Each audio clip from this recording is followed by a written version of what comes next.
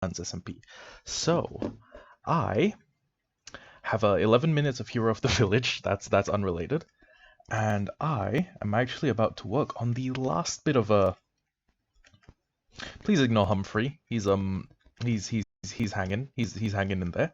So, that's weird, okay, now my playback is up, playback is live, got it. Okay, so, why am I lagging so much?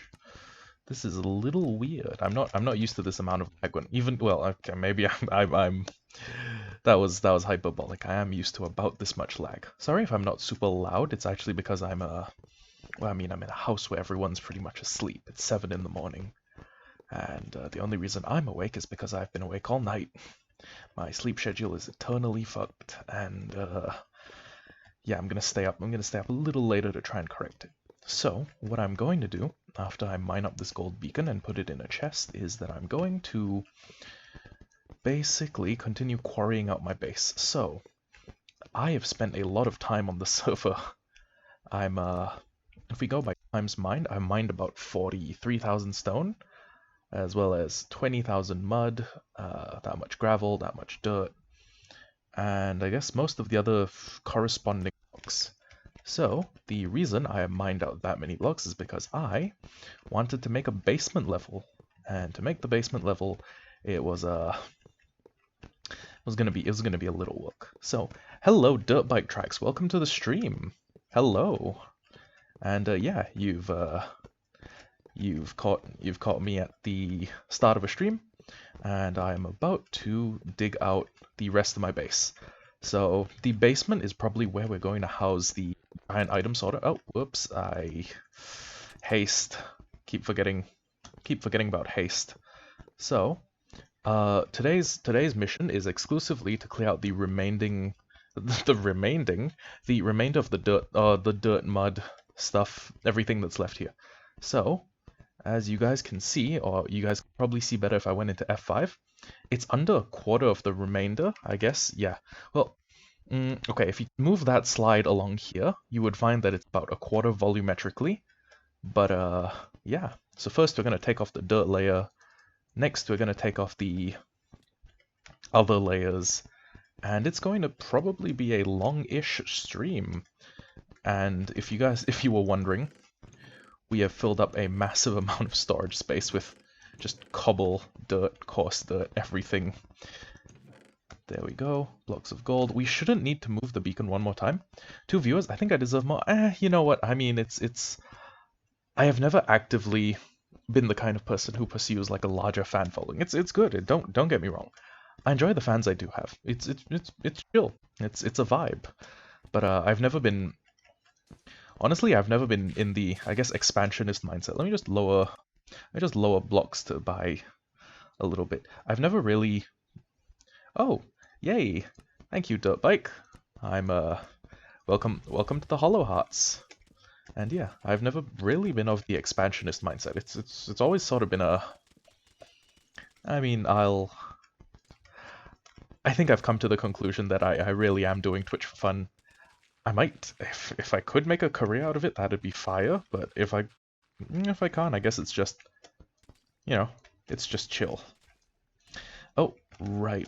While I'm doing wall work, or when I'm doing perimeter work on the wall, how many on the server? It's currently just me, but if you're asking how many members are on Skep's private server, it's there's me, Skep, Sam, Yua, Matt, Quell, Elfie, Morgan, and not a lot more people. Not a lot of people. It's really just all the people Skep has invited and the people who are adjacent to Skep and who were invited onto the server. But yeah, where did outright? I needed some mud bricks. I'll just take I'll just take 4 stacks. Yeah, 4 stacks should be enough. And yeah, I think there's under 10 people, actually. But yeah, let me just get back to wall work. 1, 2, 3. And I might just do this. I might just do this with the whole line. If I had a PC working, I'd ask you to join. I'm sorry, Dirtbike Tracks. This is unfortunately a private server run by my friend Skep. It's it's a real shame, but it's well, actually Skep just has final veto rights on who can or cannot join. Anyone can ask. I mean, anyone can ask. It's just Skep will probably say no unless you're friends with someone on the server or someone on the server vouches for you. That's unfortunate. You're still welcome to watch though. That's something you will always be welcome to do. Yeah, that's okay. I love beacon mining. Okay. Okay, so once I basically quarry out all of the dirt blocks, I've been doing a very similar pattern. And well, I've been using the same pattern this whole time. And that pattern is first off, I mine up all of the down to Y63, I mine up all of the blocks that are, well, I mine all of the shovel blocks first, and then I use my pickaxe and mine all the non-shovel blocks, the pickaxe blocks, if you. A shovelable is a very weird word to say. I don't know if you feel the I don't know if you feel the strange like phonic. It's a weird sensation. Just try saying the word shovelable. It's different. It's different to say. Anyways, we've been working on this space for.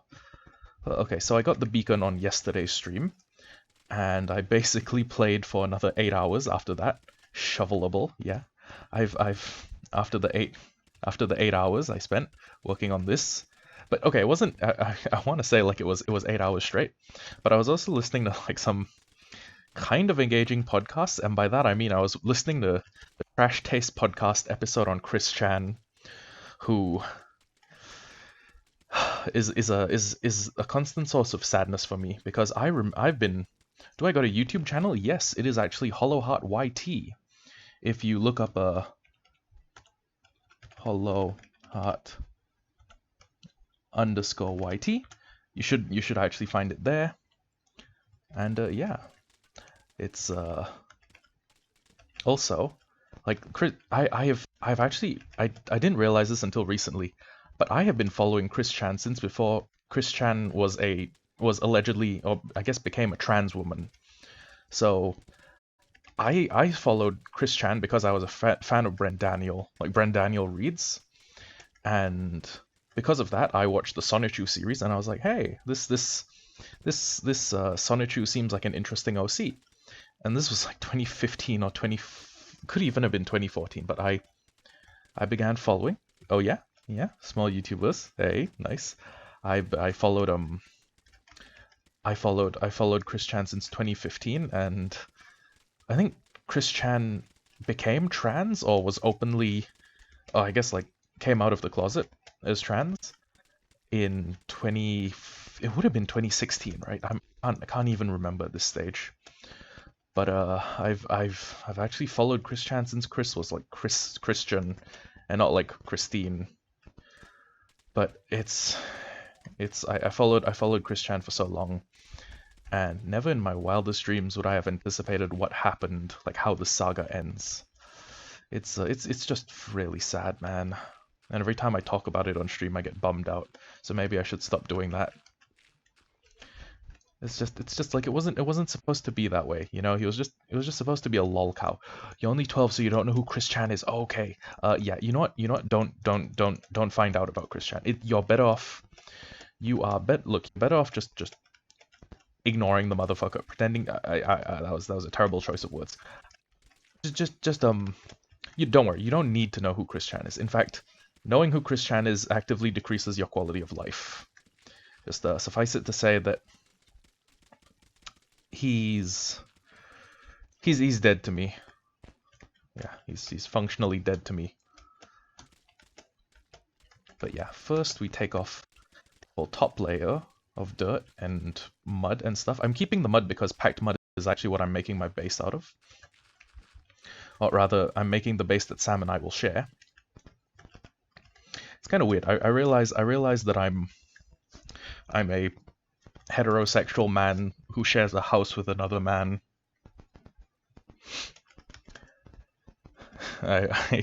My ostensibly heterosexual life partner.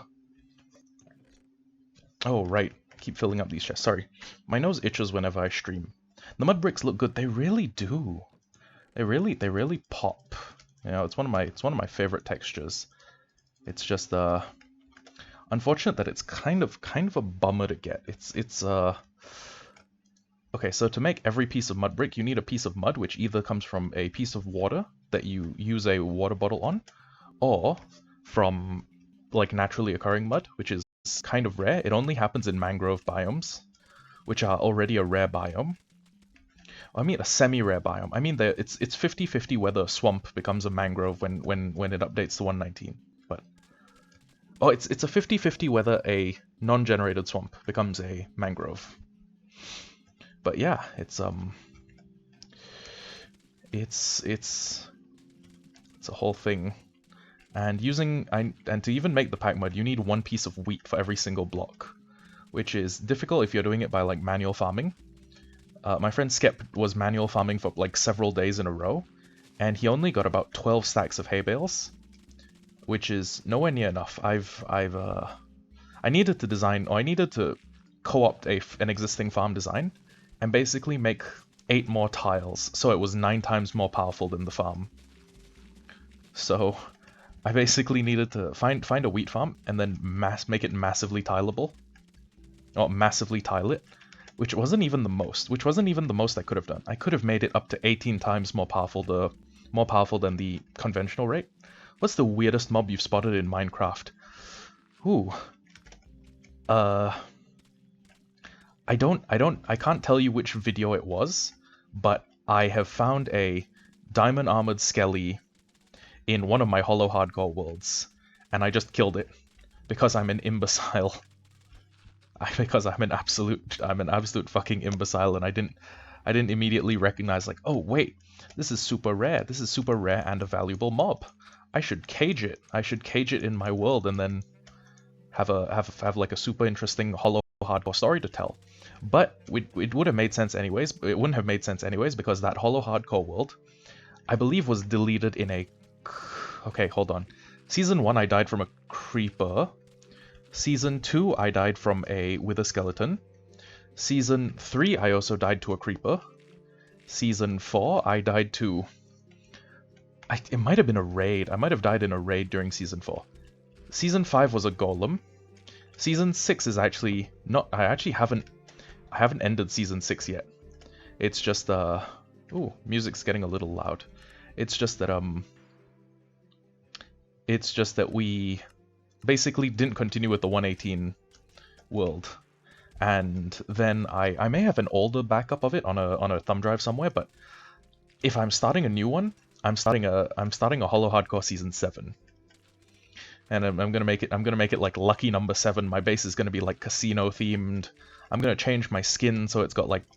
So I've actually considered making a different skin for if I do Hollow Hardcore Season 7.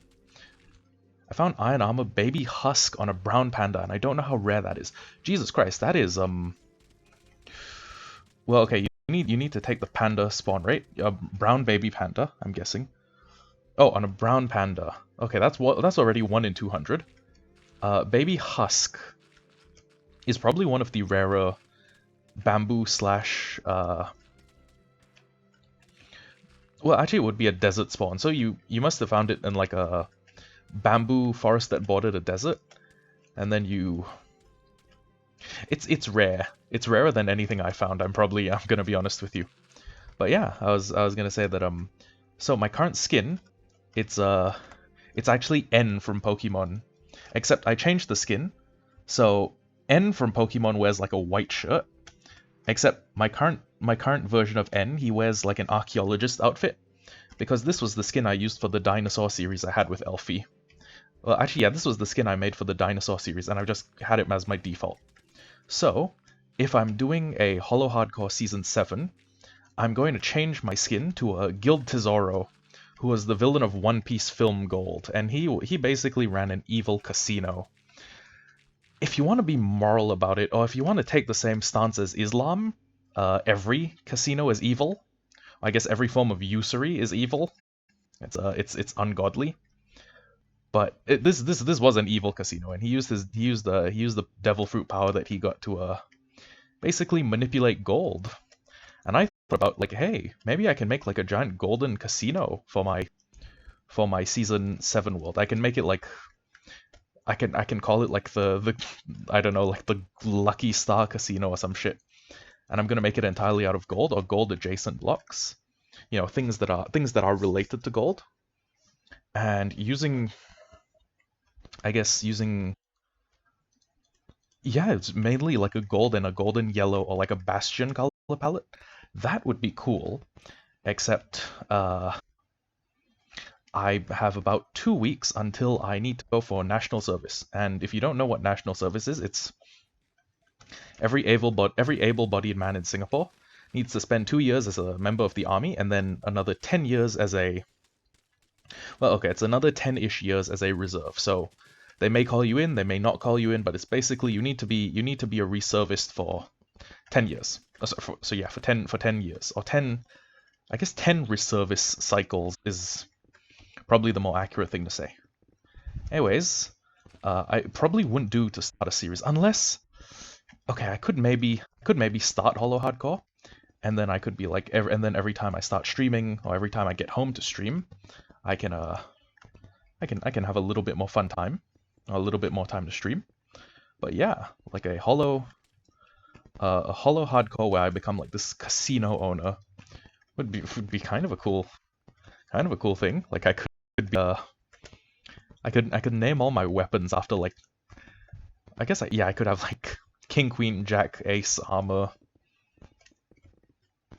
Like yeah, like my full set of Prot 4 armor would be King suit. The I could name like districts, or I could design districts of the world in the style of the suits of cards. For example, fun fact, did you know that the suits of cards are actually not really based off of okay, well, in real life they have significance. Oh, hello. I was just talking about the plans to make a, well, okay, so I was talking about my plans to basically be a casino operator for Season 7 of Hollow Hardcore whenever that happens. I mean, I want it to happen, but it may not happen very soon. So I'm a casino operator. I'm going to theme it after Guild Tesoro from One Piece. He was a movie villain. And yeah, I'm thinking even my suits of armor are going to be named after the suits of cards. So I would have, like, my king set would be full protection 4. My queen set would be full protection, projectile protection. My jack set would be like blast protection, and my ace set would probably be fire protection or something like that. I basically have a whole suit, and I realized that actually the suits of cards have an additional meaning that I remember reading about a long time ago. So, in cards, right? Each of the different suits of card, or each of the different, I guess, yeah, suits of cards represent a different thing. So it's like the clubs is, okay, you have club, diamonds, spade, and I believe, hold on, it goes spade, clubs, hearts and clovers, or yeah, hearts and clovers. So each of them represents a different thing, according to like old English, I guess gaming rules. I don't know. So one of them represents religion, or the church. One of them represents the military. One of them represents the tradesmen, like the guilds and like merchants. And I'm not sure what the last one represents. Actually, you know what? This is, if I'm going to be theming my whole base off of it, I can actually Google this.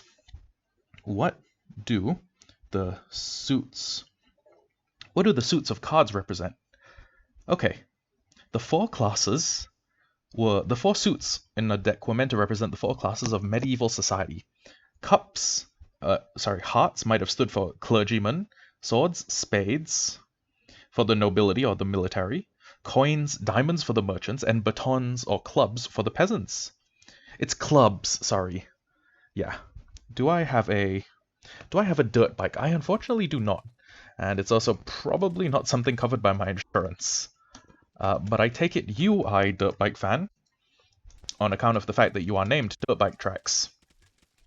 That's I'm going to assume that's why you named your channel, your Twitch. You've got 100cc Honda. Okay, nice. tell me about dirt bikes. I know surprisingly little about bikes. In fact, I'm not even that much of a vehicle guy, but I'm willing to learn. I'm willing to hear.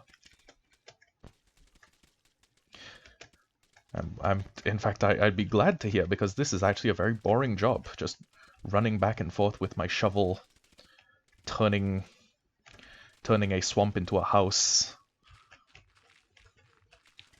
This is odium. Absolute odium.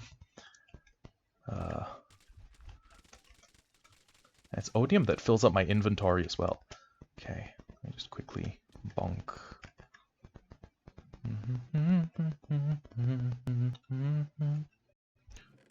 Okay. There's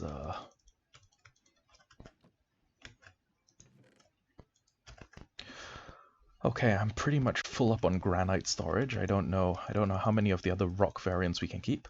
My friend is about to kill me if I don't come to his house. I'll keep watching your streams. Yay! Always love a viewer. Let me quickly... Okay, there's still way more mud. This might be... Oh, yeah. See ya, dirt bike.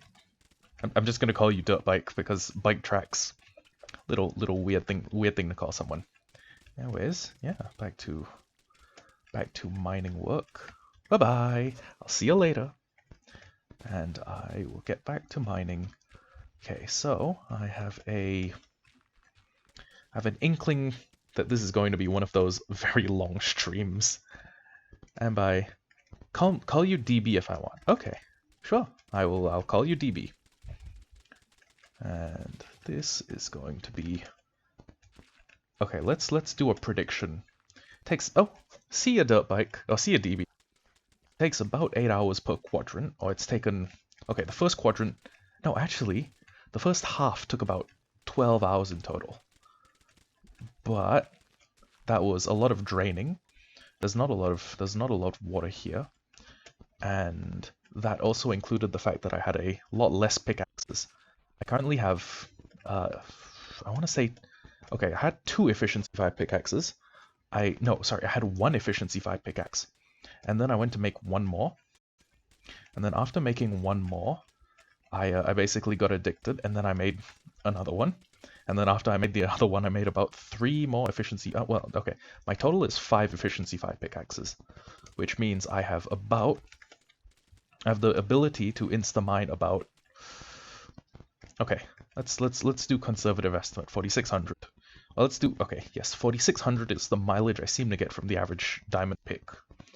Okay, let's add an extra 500, but since we have Unbreaking 3, let's add 1,500. So, I have about 40... What's half of 46? Half of 46 is 20... No, wait, yeah. It's 23. So, 2,300 plus... Oh, wait, so yeah, 23,000, sorry. Plus the extra 1,500, because you know, this... It becomes about 24,500 blocks, which is... I've done 46,000 blocks already, so this is about... I'm looking at about... Actually, you know what? No. With the amount of pickaxe durability I have, I can basically do everything here. I can basically complete everything here. But yeah, this is muy boring. And if you guys don't want to tune in for this stream, I completely understand. Basically, when I do this, I zone out. I've been listening to fucking Tekking's One Piece videos. I've been listening to Grand Line Reviews, Devil Fruit Explained. I've been listening to the Chris Chan documentary by Gino Samuel. Oh my god, it all comes back to Chris Chan with me, doesn't it? It always fucking comes back to Chris Chan. Ah, my poor psyche. My poor fragile psyche. How many frames per second am I getting? Good lord. Okay, it's literally hidden by the Twitch icon, but you guys can probably see how many frames per second I'm getting. I should install Optifine when it comes out. Optifine is going to really help this along. Also, one thing I need to do is I need to watch tool durability, because I've had some of these things get down to like 11 durability, which is terrible.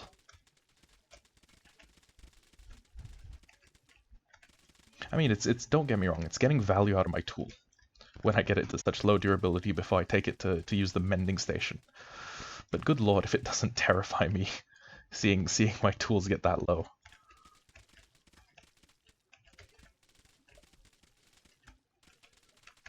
Okay. Okay, so I've done one corner. I might as well. Should I should I alternate over to stone? Should I alternate over so that I basically mine out this quadrant before I do that last band, or decisions. Well, first things first, I want to sleep because I don't want to have to deal with nighttime creatures crawling around my base. Let's see. Oh, we are going to fill up our mud storage super quickly. We might not even have. Okay, what am I doing? Why am I doing it that way? Let's do it that way. Yeah, I might not even have the space that is required to contain all of the mud that I'm going to be picking up, which is bad because mud is one of the things I need to build the base, and we are going to be using a shitload of mud. My current projection for just the floor alone, not even think about it. Not even like one floor and one ceiling. Just floor alone. I believe it sat at two times 16,000, so 32 plus some change blocks. Okay, a lot of blocks. Lot of blocks.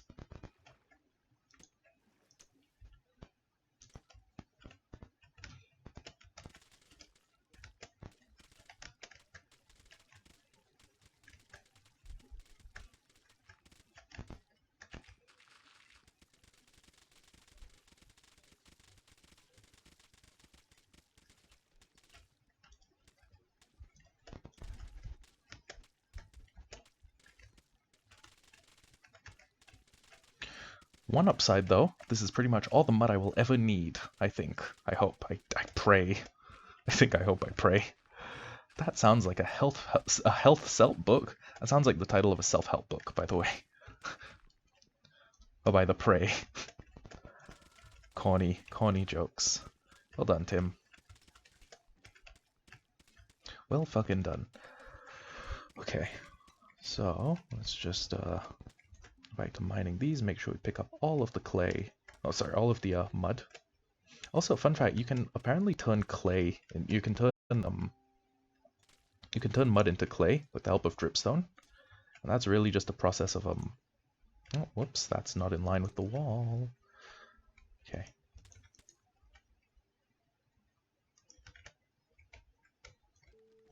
You just place that there. There we go. Not sure why I'm so focused on doing this particular bit of wall, but I feel like, you know, finally having a walled perimeter is going to set the base. It's going to set, you know, it's going to put me in a different mindset to work on the base. The base will finally be near complete.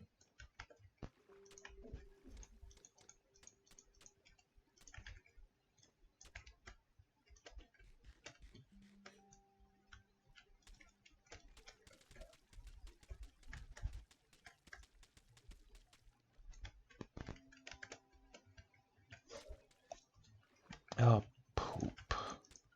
This always happens. Every time.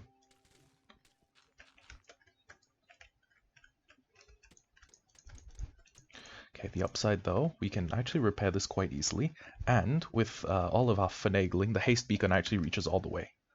So, you know, we should never have to worry about mining speed issues. The only thing I need to worry about is the fact that my tool durability is not keeping up with my ambition. Okay.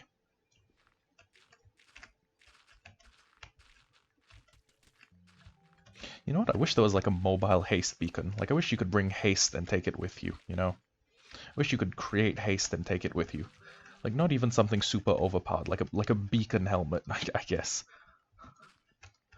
I guess like a, I don't know, like a resonator, right? Like you link it to a beacon, and there can only be one resonator, and it removes the beacon beam, so there's no more AOE effect power up to give a bunch of people, but it gives you the beacon beam wherever you go within, say, 300 blocks. Maybe, actually, maybe 500. Actually, you know what? Fuck it. 256. 256 is a Minecraft number. It's 4 stacks of blocks. It's 4 stacks of blocks distance. Make it 256. Make it give you beacon powers within 256 blocks. And you still need the full beacon base assembled. You can't just you know, take a level 4 power from out of thin air.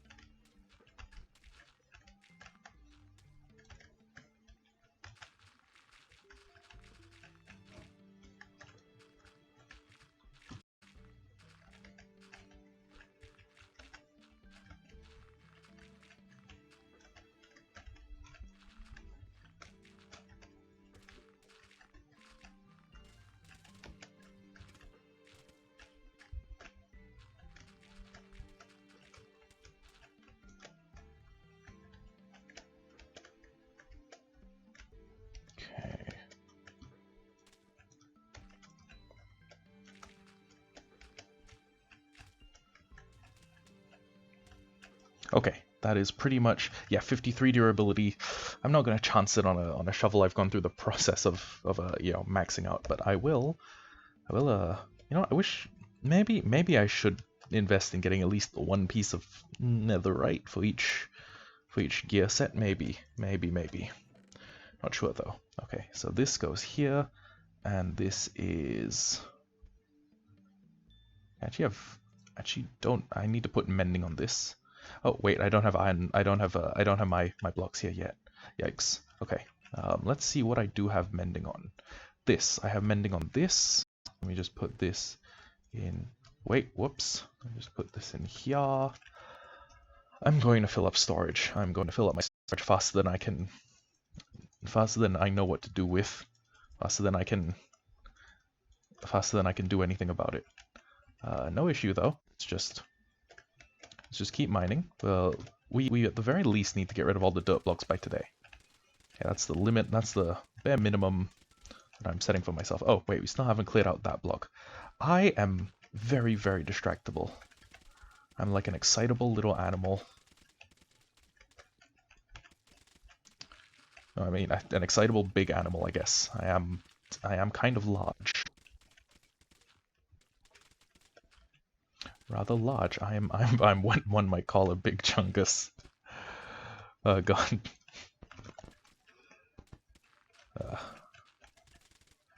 God damn it! Sam was so funny yesterday in our D&D group chat. We created a group chat called D&D's Nuts, and in D&D's Nuts we talked about basically all the people who were going to be in the D&D group and what our characters were going to be when the D&D campaign began, and Skep began DMing it. So what we did was we did D&D's Nuts, and we talked about all the races that could potentially be used as a player character, and Sam is deciding to be a centaur named Wheels, and the reason the centaur is named Wheels is because the centaur has no legs, and it just drives around on wheels, and it was the funniest shit ever yesterday. Sam sent a drawing of it, and I lost my fucking mind. It was a pencil and paper drawing of a centaur with 4 wheels instead of legs, and that was so funny to me. And he also suggested making I guess, like, you know how there's rabbit folk in D&D? I think they're called like harangons or something like that. He suggested making a bunny and calling it Big Chungus, which I would have found kind of cringe, but also kind of funny. Fringe, if you will, or crunny. I'm not gonna say crunny because that sounds like, because cunny is a slang for vagina, and I'm not gonna say crunny. I'm not gonna be like, aha, crunny. I love crunny. I love sticking my face in crunny. Because one of these times I'm gonna slip up and I'm gonna say, I love sticking my face in cunny. Well, you know, yeah, you know what, I probably would. I have no experience, but, well, okay, I have no sexual experience, but I am pretty sure I'm heterosexual. And, I would quite like to stick my face in a vagina. It, seems fun. Seems like it would enrich my quality of life. I don't know.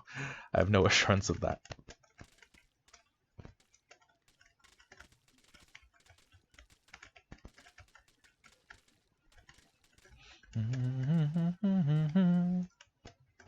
Okay, so how many mud am I going to need? I'm probably going to need a bunch, which means that even the amount I make from mining up the entire swamp still may not be a sufficient amount.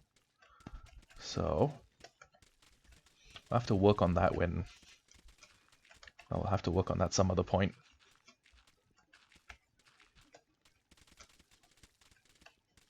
Should I just fill up my inventory so it's exclusively mud? Okay, you know what, yeah, good idea.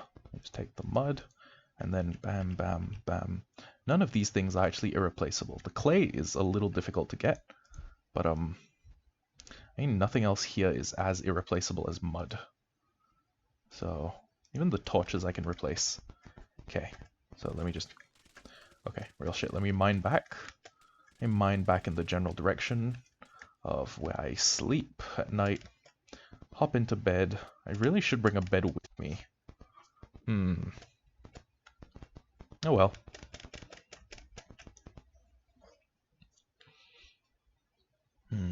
I like how the base is coming together. This is pretty decent at the moment. Oh, pretty decent so far. I know for a fact I could do better. I could have made more progress. I could have live streamed the whole thing actually. I could have done like, hey, 10-hour endurance stream. Let's see if we can dig out my whole basement. And maybe have Elfie put in a sorting system.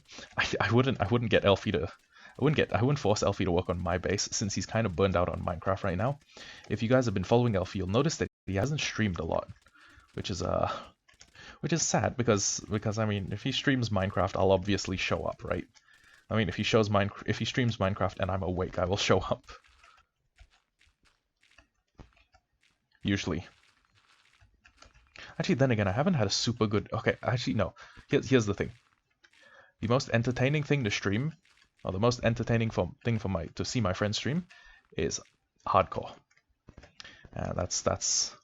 It is my favorite thing to see. Oh, wait, hold on. Do I not get the beacon power over here? Ah, poop. This is going to be a real pain in the ass when I'm mining. But yeah, it's my favorite thing to see is my friends streaming Minecraft hardcore, because if they die, it's hilarious. It's really funny when I die as well. All of my deaths have been fucking... They seem like deaths straight out of... Okay, like a Greek tragedy, I guess. My Minecraft hardcore deaths have been like those out of a Greek tragedy. like literally getting blown up by creepers while talking about how my armor can tank a creeper hit. Just stuff like that. You know, hubris, the living incarnation of hubris. The spirit of hubris overtaking my body. And yeah, speaking of hubris, I don't think it's hubristic to say that this is going to be one of the greatest Minecraft bases I've ever made.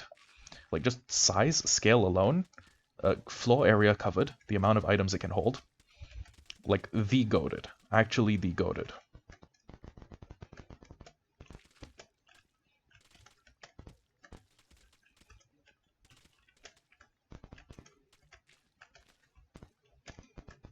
And yeah, there's going to be so many things that we store, so many I think like 4 or 5 double chests for everything should be enough.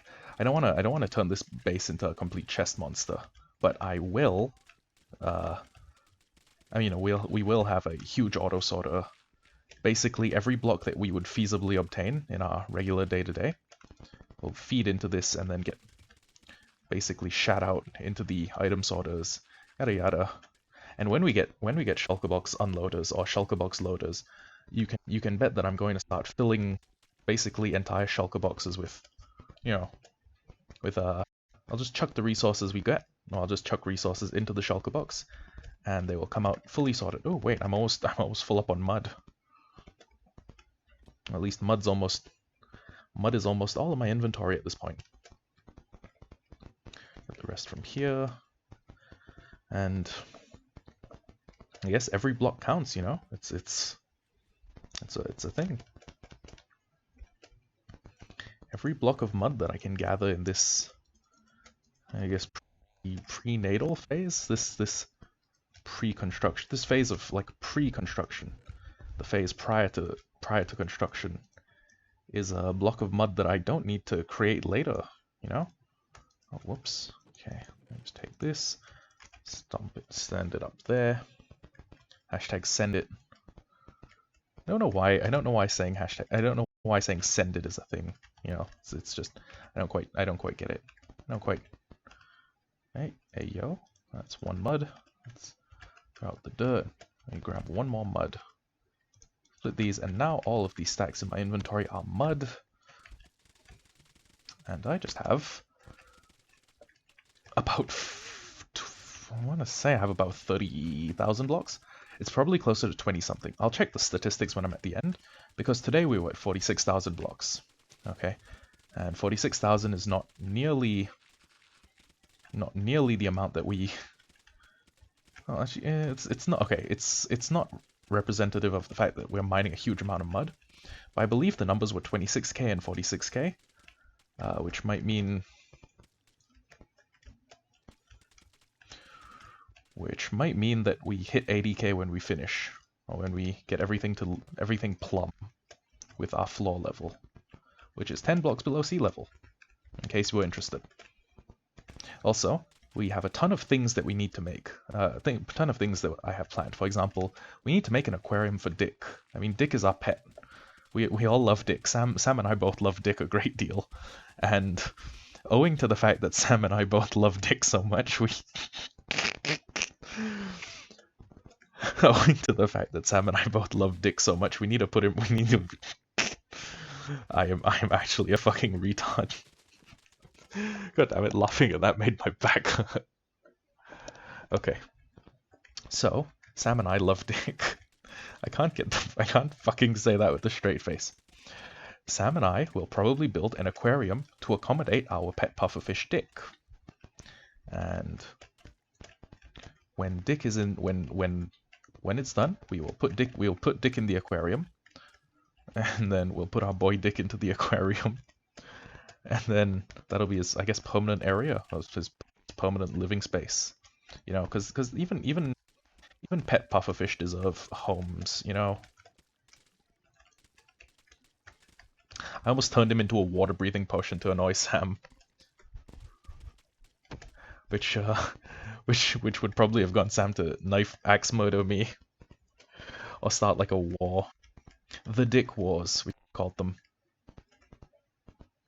Actually, that would have been terrible. Also, would kind of have sounded like the war started by Dick Cheney, former U.S. president. I think Cheney was a president. Not sure. Could have been a Secretary of Defense. I don't know anything about American history because I'm not an American. I'm not a Yank. Maybe one of you Yank followers could tell me if you're watching the VODs.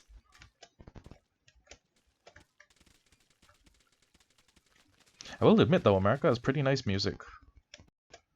Especially that one Union Dixie song.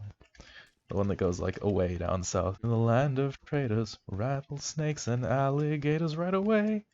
Right away. That one is actual fire. I can't believe that song's like 200 years old. It is.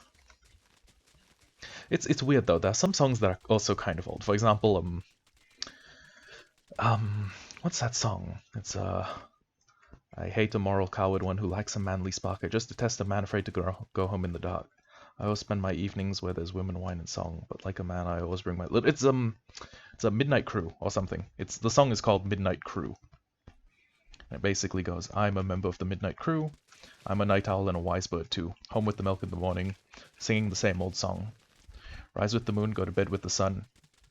Early to bed and you'll miss all the fun. Bring your wife in trouble, it will never trouble you. Make her a member of the Midnight Crew. That's how the song goes. Yeah.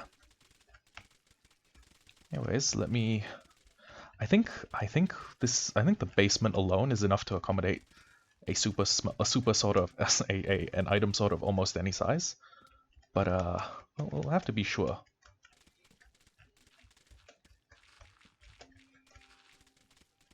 And it should accommodate most survival blocks and stuff like that. For example, we'll have like a natural blocks, and then we'll have like a rainbow blocks, and then I guess terracotta could fit somewhere in the middle of that. I'm not sure.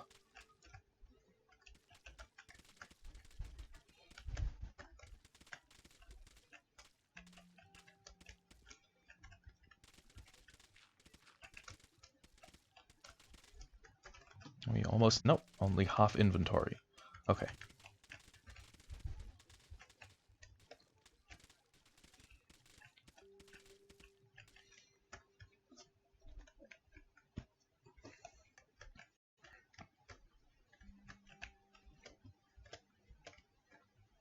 That should be almost all of the mud that is up for grabs, I think.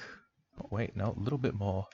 Just a tiny, tiny bit of mud lying around my base. And I'm gonna speak slowly and calmly because I'm realizing that I should probably pace myself for a long stream. As a matter of fact, in the amount of time it's taken to do all this, how much time has elapsed? 46 minutes. Okay, yeah, it's been 46 minutes, and I have, by volume, about 5 times more. This averages 2 blocks, this one averages 10 blocks below sea level. We have our work cut out for us. I mean, in a good way. I mean, it's always fun to be gainfully employed, I guess, or busy. So I'm gonna keep this shovel on me, but I'm also going to find, okay, there's a mending and there's another mending. Okay, so you might ask why we need this many shovels. Well, I'll tell you, it's because there's a massive amount of material we need cleared out. So I could theoretically do it level by level. I could do it 2 by 2, or I could do it section by section. Basically, what I think I'll probably start doing is I'll start them on a height basis, or on a height gradient. So I'll mine everything at a certain height. I'll do the whole L-shaped bracket. Wow, we are finding a lot of lapis in swamps. You know something I wish Minecraft added? And a sort of, I guess, ore biome system. For example, swamps in real life, right? Because of the tremendous amount of peat that would get buried by like the natural movement of, I guess, material in a swamp, you would probably find way more coal underneath swamps. Mesas, I mean, mesas have a lot more gold. I guess lapis you would probably find, well, okay, you would actually find a lot more iron at the borders of oceanic plates, because a bunch of iron in the world actually doesn't come from like the ore that's embedded in stone. A lot of iron actually comes from one, black sand, and a lot of iron also comes from you know, well, actually, no, all of the iron that's currently in the form of ore in this world came from, I almost said meteorites. Well, I mean, all material, most material on Earth can be found in meteorites, but it's unrelated. A lot of our iron came from ancient algal blooms, during which the ocean basically formed a lot of oxygen, caused rust to happen.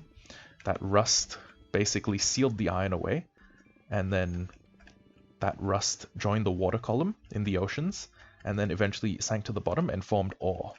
So finding iron you should find iron most commonly in the oceans or in ocean adjacent biomes. But it's something we can tweak. It's something that could be tweaked, you know? Something that could be tweaked so that like every single biome has a different like number rate for X amount of ore. Like for example, I guess volcano, you could create a volcano biome quite easily. You just need to create volcanoes as structures and then have like a bunch of basalt in the overworld. And even maybe like ash, or like this kind of mud. Okay, and then using that, you could I mean using the combination of mud, basalt, blackstone, all of the rocks that have like a volcanic hue, you could create a volcano biome, and then in that volcano biome, gems like lapis and diamond, and I guess also redstone maybe could be the most populous material there. Anyways, if you guys are worried about the fact that I'm not picking up the stone, don't worry. I think the server can handle it. If not, the server is about to explode, and that's going to be entirely my fault. But let's cross our fingers, okay? Cross our fingers and have faith in the server that Skep bought for us, on the server that Skep is currently paying for. Actually, you know what? It would be entirely within Skep's. It would be entirely within Skep's right to.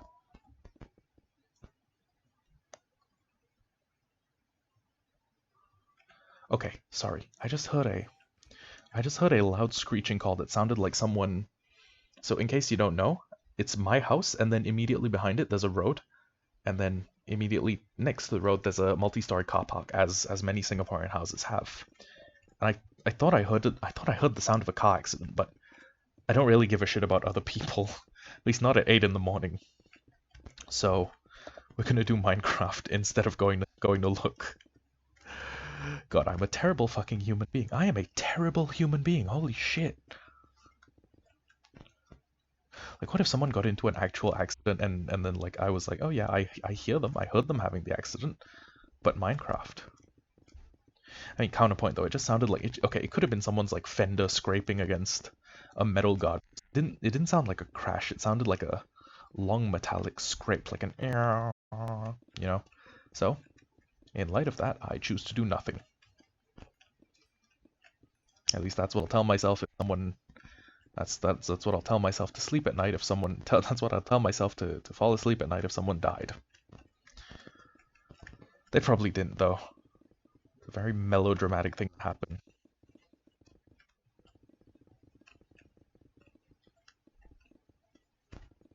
Human life. It's a weird thing. Anyways, yeah. More coal in swamps. More diamonds in, I guess, like a new volcanic biome. Maybe even netherite in the overworld.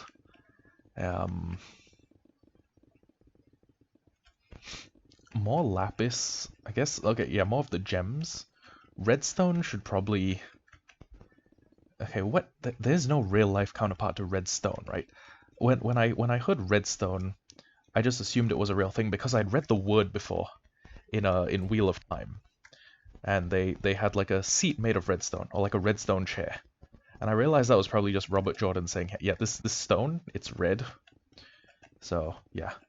There was also the twisted red door frames in well, that appear throughout most of the series. And those I guess were a form of redstone, but they're also terangrial, and a terangrial is not really something made by people, you know, it's something that exists independent of humanity, you know? Do I really not... Does the beacon beam really not reach this far? Okay, you know what? New plan. We get rid of these blocks, and we're gonna have to trim and spruce up the trees on every side, as well as that one sticky outy bit. Sticky outy bit. Scientific terminology, because I'm an enlightened gentleman. You know, every time I call myself a gentleman, I think of Elliot Rodger, and like the I guess the appeal of saying it kind of fades away. If you guys don't know, Elliot Rodger was an individual who called himself the Supreme Gentleman, and he basically attempted a mass shooting, but he didn't do very well. I mean, I don't mean to brag, but if that were me, I would have done better numbers. Ah, what an absolutely unhinged thing to say. Anyways, what was I saying? Oh, right. Yeah, Elliot Rodger. Not a nice guy. Not even a little. But kind of nice to make fun of. I'm gonna be honest with you, because like he is the incel lord. Who better than the lord of incels to make fun of? You know, he's like the Gold D. Rodger of incels. I don't know. He's the incel king, and he called himself a superhero. Like super, like ER, Elliot Rodger. It's a whole thing. He has law. All right, this annoying spit of land might just be the death of me. I might just need to mine it all as quickly as I can, or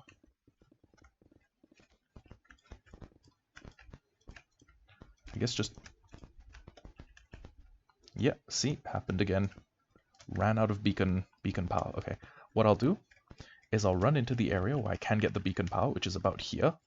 run back, mine as many blocks as I can, as quickly as I can, and then hope sincerely that why is it just magma? Okay, you know what? Screw it. I'm considering block placement and block anatomy at a later date. I just you know something I wish we had efficiency 6. If I could add one thing to Minecraft, I'd make the efficiency enchants go up to 7. Or just like high enough to insta mine deeps. Like come on. I don't think it's fair that I need to use an explosive or an array of explosives whenever I want to, mine at the deep slate level. Not even like just a regular array of explosives. I need to use like a TNT duping tunnel bore, which is absolutely unhinged. Imagine doing all that for a little bit of deep slate.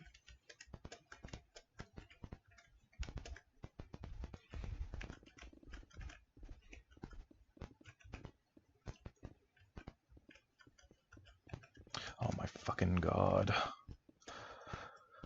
Okay, there's good news and there's bad news. The good news is that my wall is going to cut through a bunch of this. The bad news is that I'm probably going to mine this bit without haste.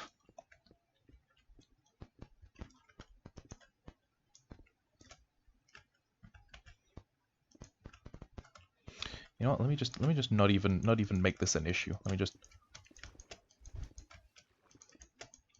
Hello. Pushin' Pinchy says Kiaz.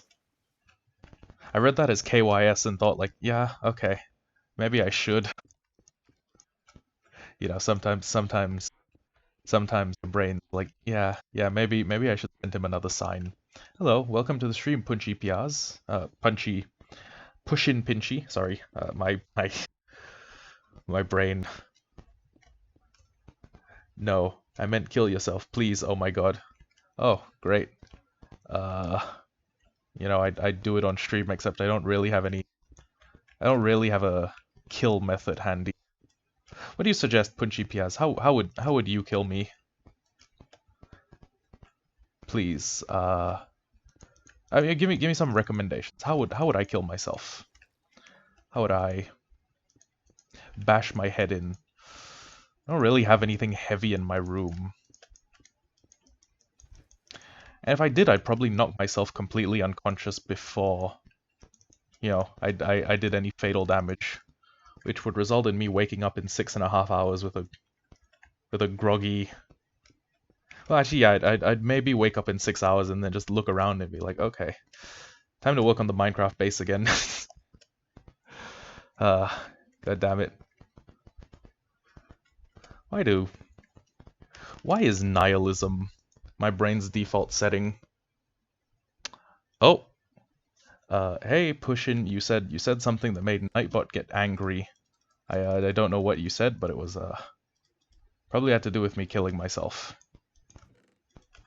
Anyways, where did I put all my mineral blocks? There's probably some in like here. It's like playing fucking whack-a-mole. Okay, never mind. Here. I'll keep the mud bricks on hand, but I will actually take the copper, throw it in block form. Just one like, I guess one base's worth of swamp prep has given me more copper than I think I will ever use. Because think about it, oh, great. House guests. So logically you'd need like 3 copper for lightning rod. That's it. Like in your Minecraft world, you don't even really need a lightning rod if you're making a wooden house or living in a acacia, desert, mesa, any of the arid biomes. But what you could do is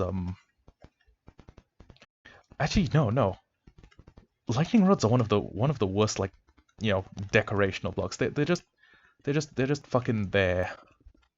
What would I use lightning rods for in terms of decoration? Okay, if I was making like a copper build, like an airship or something, I would probably incorporate lightning rods as the form of piping. Except They don't even really look like that good of a piping material. I I might do pipes out of raw copper blocks or waxed copper blocks, and then after the waxed copper blocks, I might just I might use acacia trapdoors on every side as the as basically the texturing component that says, hey, the pipe gets thicker here. Then again, I just don't build with mineral blocks. I hoard them like a dragon, or one of those old people who keeps all their money in a mattress. You probably know those people. You probably know someone who's like, yeah, I'm going to store all my money in a mattress instead of down at the bank. And then someone throws the mattress out, and there goes their life savings. Oh no, do not know. Then again, to be fair, I mean, governments, I trust my government, I trust the Singaporean government. I don't trust many other governments. Especially if I were in like the United States, I wouldn't trust other people I wouldn't trust my government as much as many US citizens trust their government, I know about too many MK Ultras to fully trust the government. I know there's probably some shady shit that goes on that I'm not privy to. But I mean, let's be honest with ourselves. This probably happens with every single government in the world. Okay, every single government on the face of this earth is probably doing some, One Piece world government type shit that we just don't know about. I'm not even talking about authoritarian governments like the Chinese regime. I'm talking about the shit that happens I'm talking about the shit that probably happens in the United States. Not even like children in cages. I'm talking about the real underbelly shit, like governments turning a blind eye to human trafficking. That is something that almost definitely happens. Because I guess the government, well, I guess it's good for business being like a port through which people flow. Whether or not the people want to flow through that port, optional, Optional compared to like a bottom line. Why am I so... Okay, first off, I'm not just nihilistic. I'm not just like, yeah, maybe life isn't worth living. I'm not just that.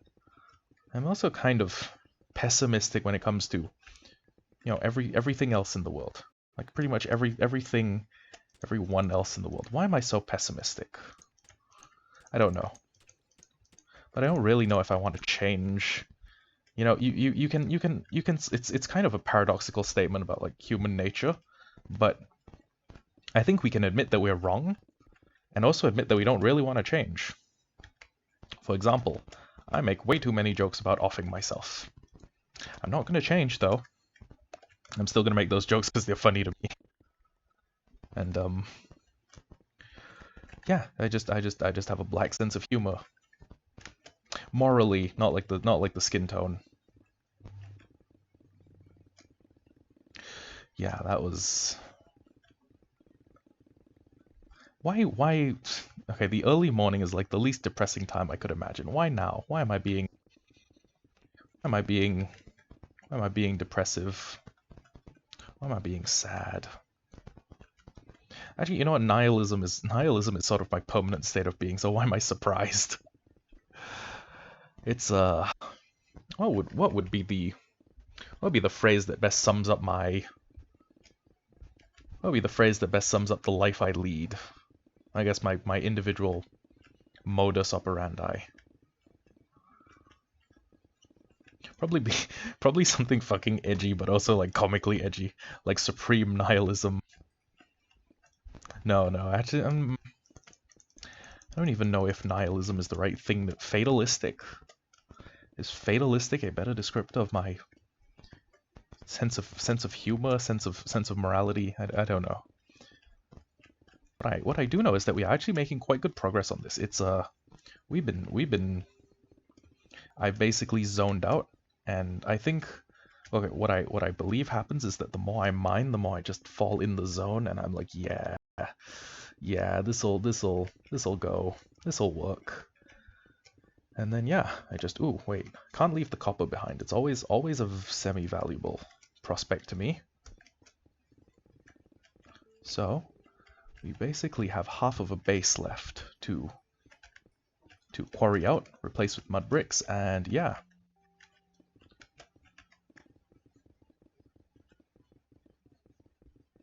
I'm actually realizing I should, if Push and Pinchy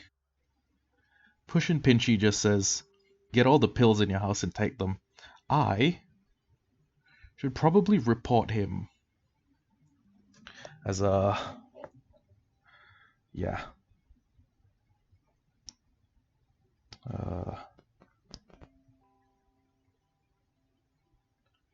Yeah, next. Told me to kill myself, comma, may do this to others. There we go. Submit report. Block this user, yes please. And there we go. Close. Block. Harassment, confirm. Okay, there we go. Now that guy's permanently blocked. And we can continue with base work. So how many pickaxes do I have left? I've got 950 and 1500 on each of these, but given how Unbreaking 3 works, it's actually closer to 4600. So I get closer to 4600 apiece. And with those 4600 apiece, I should maybe be able to finish this in one shot. If not, it's 2 shots, and it's just going to be a very quick dip into the nether. Or the trade station. Honestly, I could use the trade station for this. It's a limited amount of pickaxe. It's a limited amount of pickaxe to repair. I guess the trade area works pretty well. Actually, though, I would like to move some of the trading villagers into the base. Although here's the thing. There's no easy way to just disable villager AI. I know there was before. There was a way to get infinite villager trades without on a villager with no AI, but I am realizing that's probably going to be a huge pain. Whatever it is, it's going to be a huge pain in the ass to do. So what I am probably going to do is I am probably going to turn the industrial area into some sort of villager trader and sea concentration camp. Although Skep and I are not calling it that. We're not calling it like the FARLANDS concentration camp. We're gonna call it like Skep's Funland. Okay, because Skep's Funland is a way more innocuous name, and it's a lot more horrifying having the evil deeds go down in a place that's named like something out of Big Mom's Kingdom of Totland. So, okay, it's nightfall again. We've spent 3 days doing this. Actually, no, it's been 4 days, because I probably slept, yeah, okay. It's been 1 week since you looked at me, cocked your head to the side and said I'm angry. 3 days since the living room, yada yada. Chickadee China, the Chinese chicken, have a drumstick and your brain starts ticking. Watching X-Files with no lights on, like Dollar Maison. It's a whole thing. I can't remember enough of the lines from 1 Week by Bare Naked Ladies. That's always such a weird band name for me. Imagine naming your band Bare Naked Ladies. That'd be the equivalent of naming a girls group like five ripped dudes with their cocks out, or something equivalent to that. Some vague equivalent to that, you know. Although I mean that would probably get a lot of clicks on Spotify. Not even gonna lie. I'm not even gonna hold you. That would be an interesting band. At least you'd probably check on it at least once. So I got 47 golden carrots, which is probably enough food. Gonna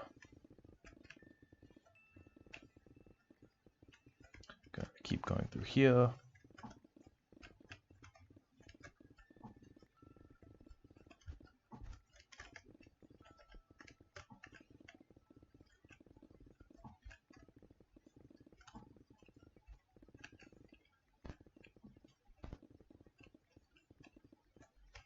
Okay, so we have to get this to Y53, which is only actually about 4 more blocks.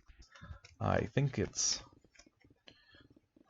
pretty good that I made this much progress, but I would like to have made a little more.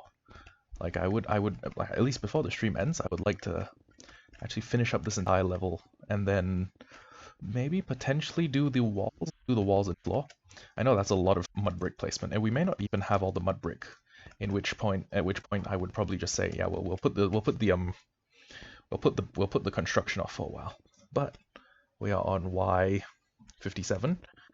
Just need to take these 4 blocks down, and 4 blocks of this is it's okay. Let's call it 20 minutes per layer, and that's being I guess uncharitable. Humphrey is still hanging. That's a little awkward. So it's actually a lot of awkward. But I mean let's just ignore the fact that we have a golem that's bouncing up and down. Unless, yeah, let's make him like a permanent feature in the final base, or in the final incarnation of the base. I say incarnation because this base may very well change. Like between now and like the final, I guess, the Swan Song episode, which will probably be in about 2-3 weeks, I will just have my base. I might completely change it. But let's break through these. I also wish replay mod was out so that I could make more, I guess, like make cinematic videos, you know, to showcase what I've done.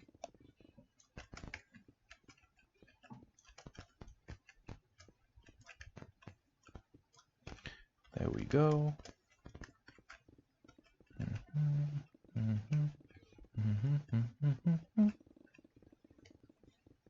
Yeah, 20 minutes was me being very uncharitable to this.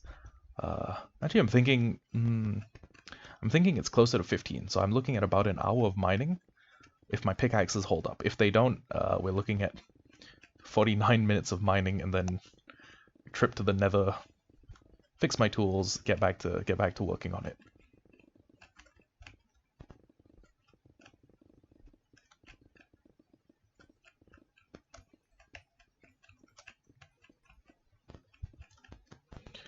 Okay, let's see.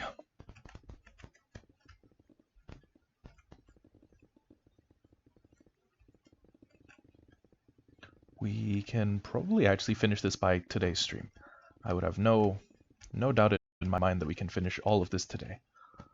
Unless we hit like a huge pocket of water, like knock on wood, I guess knock on my desk. We should not have need of more than today's stream. So yeah, it's really just going to be what is effectively a just chatting stream while I mine so many blocks it's not even funny. And then we have time on the stream. I'll go make a delivery. I got to deliver one thing to Skep's place and one thing to Yua's place.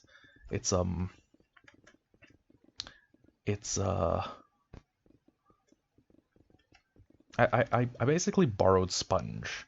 Or I took the sponge from an Ocean Monument raid and I gave it to them.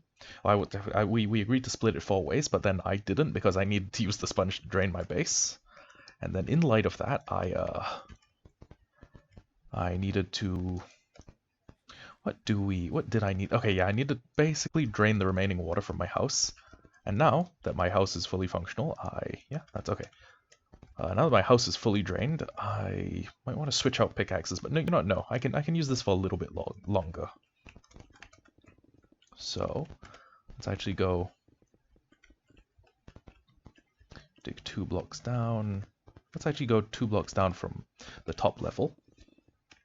We should basically be able, yeah, okay, so it's 2 blocks, and then the next 2 blocks will be the 2 blocks that, you know, quarries out our floor, and then using that we can, I guess we can effectively save ourselves the time sink that is doing 2 rows at once. Well, I guess trying to do multiple rows at the same time. So let's just quarry this all out. And we'll go through here. Okay, break through these, break through these. Okay, break through these as well. Got a whole lot of lapis in my swamp. Maybe there is more lapis in like swamp biomes. I'm not sure. I have not caught up to ore distributions. If Mojang made invisible changes, I doubt I'd be perceptive enough to notice it. But yeah, there's okay, so this seems to be pretty much the outer limit of where the beacon reach goes.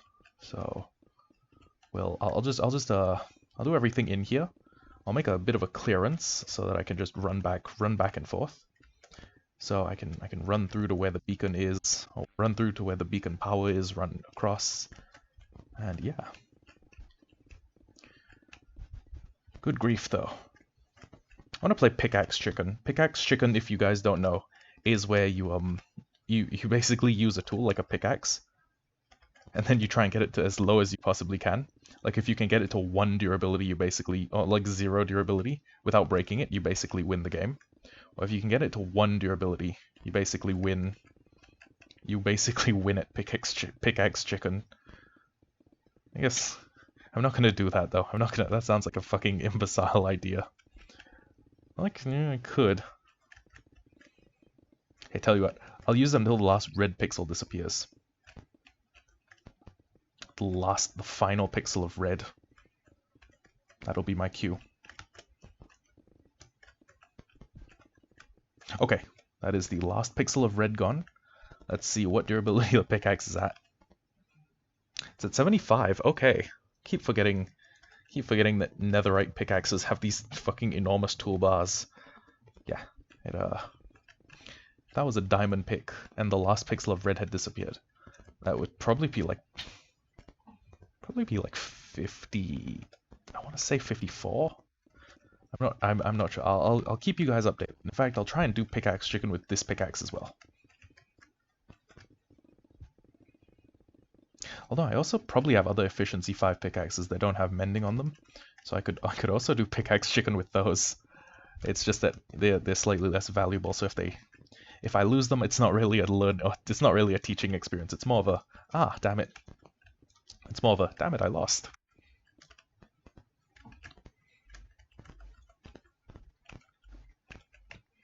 So let's very quickly break through these. Hum hum, ho hum, hum ho. What level is this? Am I breaking through the floor? Yes, I am. Okay. You know what? Never mind. There's apparently a cave that's lit up down here. Why did I light up a cave? Oh, probably when I drained it. Yeah, that's probably what happened. Okay. Yes, where was I? Ah, wait, hold on. That's weird. Okay, let's break through these two. And then once we break through these two, let's get back to mining everything, mining down the last 2 layers and then the last 1 layer. So it should not even take all that long. It's currently 27. It's probably get this done by 9. Well, I mean, I can probably get the mining done by 9. I'm not sure about all the placing, you know. It's a thing.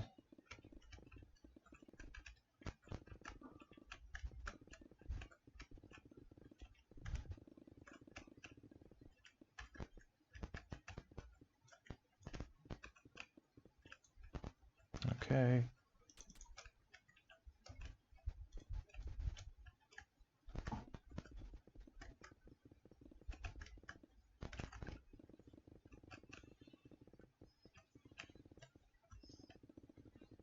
You have the sound of someone making coffee outside. I'm kind of tempted to call a tea break and just say, hey, I'm gonna make some coffee. But I'm also tempted to finish my work. So really tempted to finish my work. Can't wait to actually get to work on the storage system. Although, here's the thing. Oh my god, it's the item lag is actually starting to kill me. Hold on. Going to take a little bit of time. Let a bunch more of those items despawn. Because yeah. So there's gonna be a couple of things I need. First off, I need a bunch of wood for those chests. And a bunch of wood means I need a tree farm of some sort, of some description.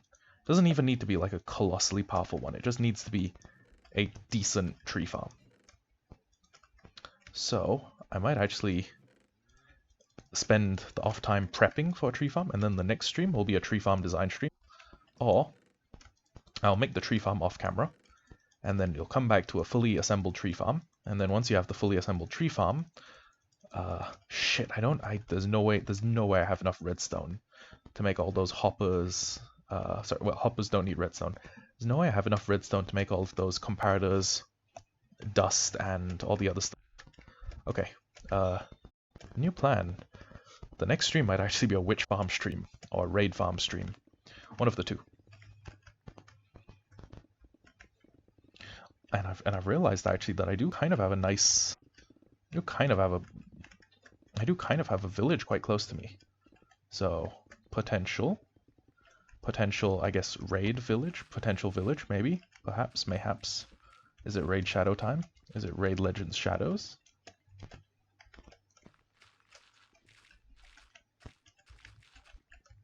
I fucking hate raid shadow legends ads, by the way. The ads were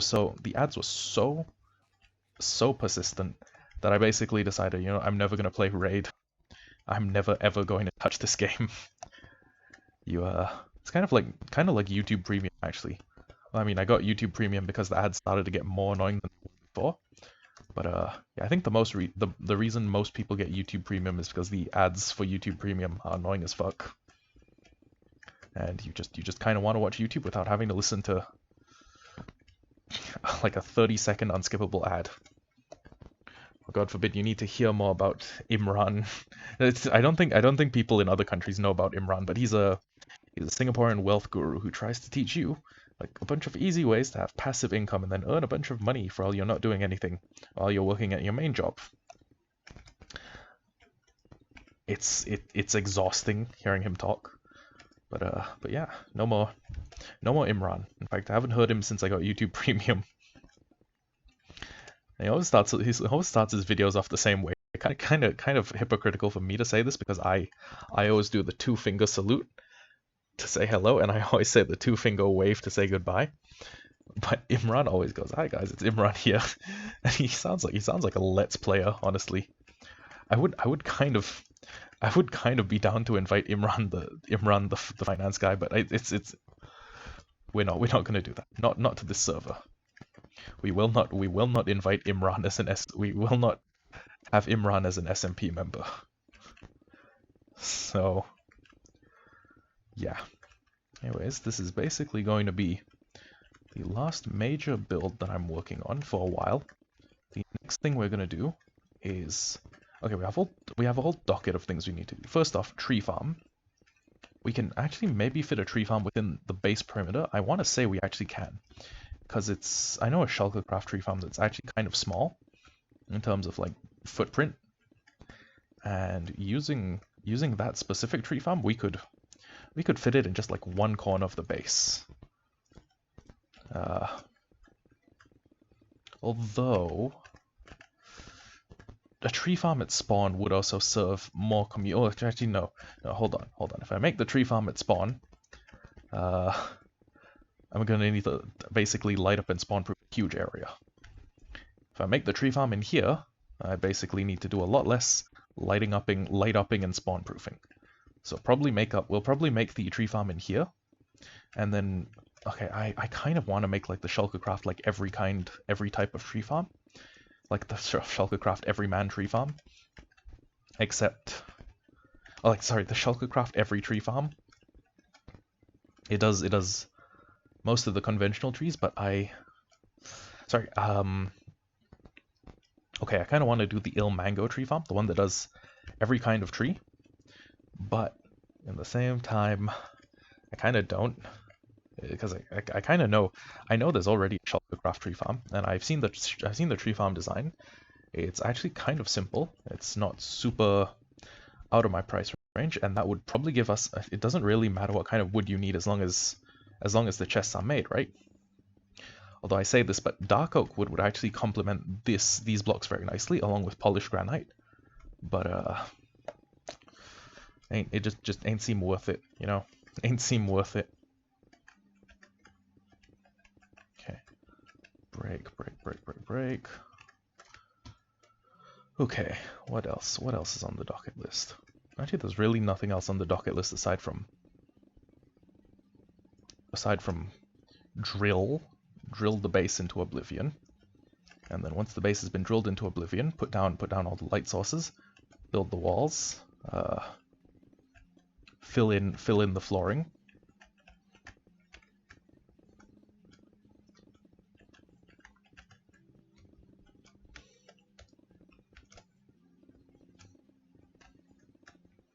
Okay.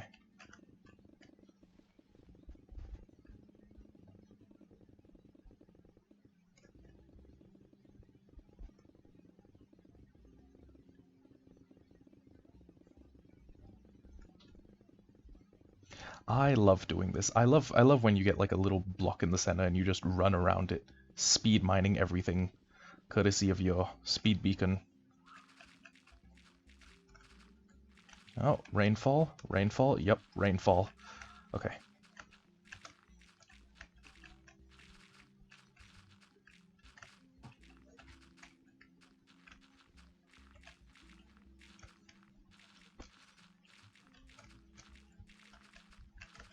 Okay, that's actually kind of a huge gravel pit. I'm still gonna clear it out, because you know, speed mining, but that's a huge amount of gravel. Oh Jesus Christ, there's more? Oh my god. Oh my god, what the hell? What the actual hell?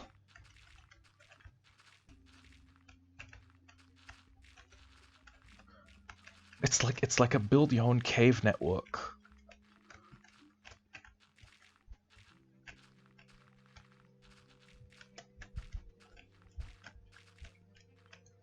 There we go. Minecraft cave, some assembly required. Which block is this? Oh, this is okay. Yeah, this is way too low. Way too low to the ground. Why am I still digging if I know it's way too low? Hold on. Okay, what block is this? F3. This is 50. So we need to go. We actually need to go 2 blocks up to 52. So let's just bury the cave again. Let's just procedurally bury. I guess yeah, let's bury the cave from bottom up. And if you're asking why I'm just leaving coal behind, it's we can make a wither skeleton farm. Like, coal is not one of those non-infinitely renewable resources, neither is charcoal anymore. Yeah, wood farms, game changer. Also, wither skeleton farms, game changer. This is 52, okay. So, everything needs to be filled up to pretty much that level.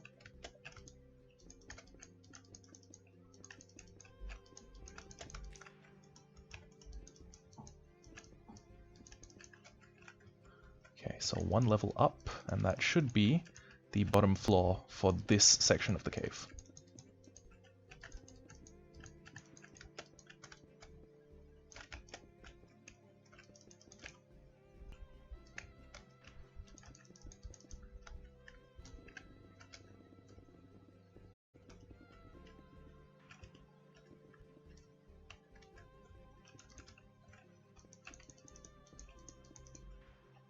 Okay, let's just you know, it's a good thing. It's a good thing knowing that my base is coming together. Yeah. It's also good having Instamine. I mean, it's always fun. Why'd I break? Okay, because this is a block that no one's ever gonna see, right? It's literally like completely incognito. Okay. Back to speed mining. You're lucky that sorry. I am going to have to ban you on account of, and I'm also going to report you because you are a spammer.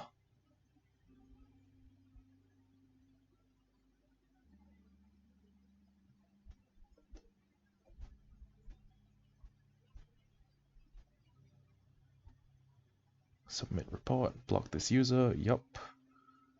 Block user. Actually, wait, no, I should ban user. Yeah, there you go. Ban user. There we go.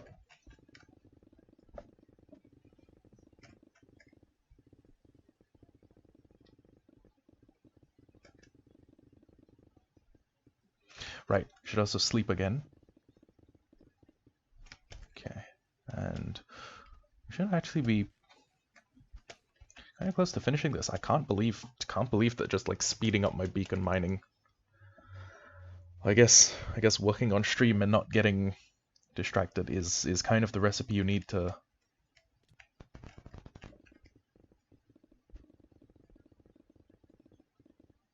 It's kind of the recipe you need to get as much done as you can, you know? I should stream more menial things often. I should stream menial tasks more often.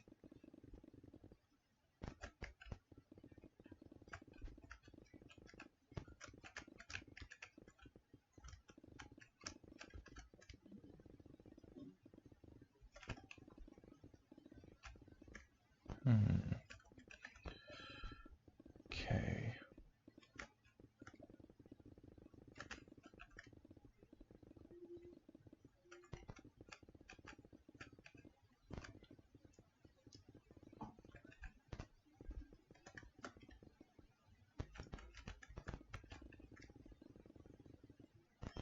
You guys ever just listen to the slow, satisfying sounds of blocks breaking? Let's turn this shit up a little. Let's turn this shit to 30.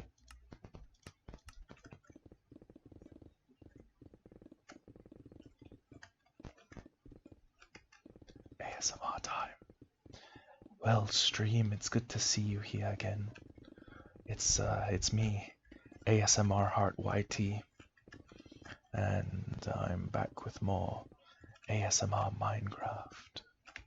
So, today what we're doing is we're actually going to mine out a huge expansive amount of stone. And using that huge amount of stone that I can't keep doing the ASMR voice. This is the ASMR voice grates at my sanity. Kind of like my regular voice grates at my sanity. It's weird, I've stuck myself in a perpetual loop of the sound of my voice drives me insane, but I'm not going to stop talking. Funny how the human brain works.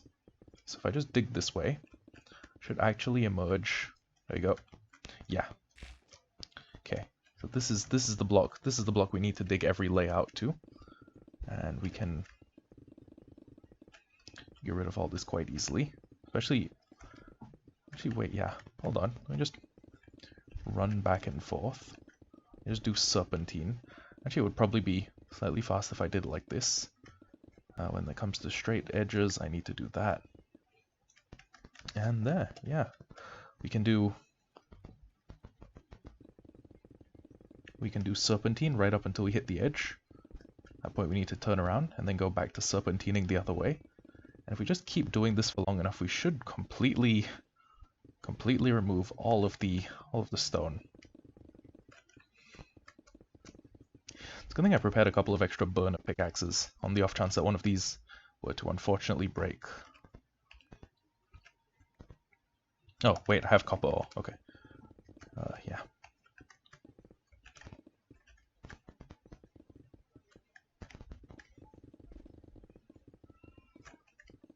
If you can hear cat meowing in the background, don't worry, that's my cat. He's meowing because he wants attention. I fed him at 5:58, so I basically fed him at 6, which is when he's supposed to get his food. And he's still meowing, which means he just wants attention. And if you might ask, like, hey Hollow, why is your cat such a drama queen? We don't know. We really don't know. I mean, we've tried to train it out of him, but he's just a little diva. So I mean, like, why fault a cat for being a diva? I mean, it's basically why we like them, right? 118. I could afford to use a different pick.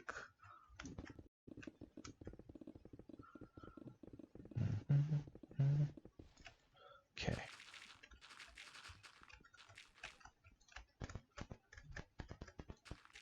So we're one level above where we need to be. Right, so we can sorry, I'm just running a little bit of mental calculation. So yeah, this is 52. Okay. So there's a 2 high layer we need gone, and then there's a 1 high layer we need gone, and then there's a massive amount of brick that needs to be placed, courtesy of me. Unless Sam pops on at 8:40 in the morning on a school day and says, "Hey, let me help."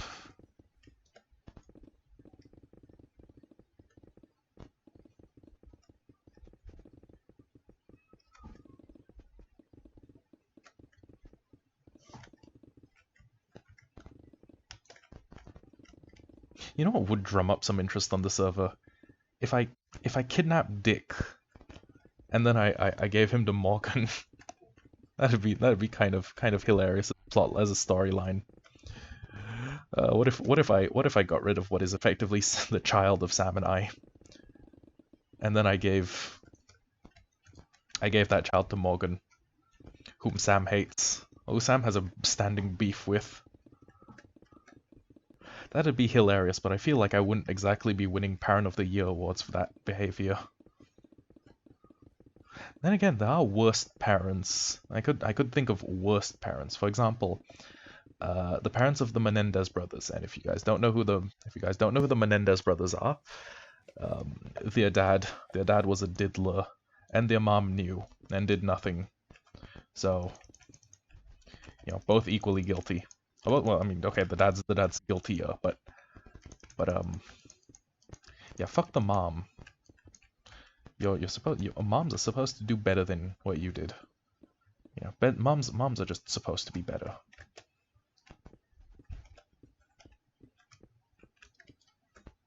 Then again, the Menendez twins' mom is pretty much one of the worst specimens you could find. So,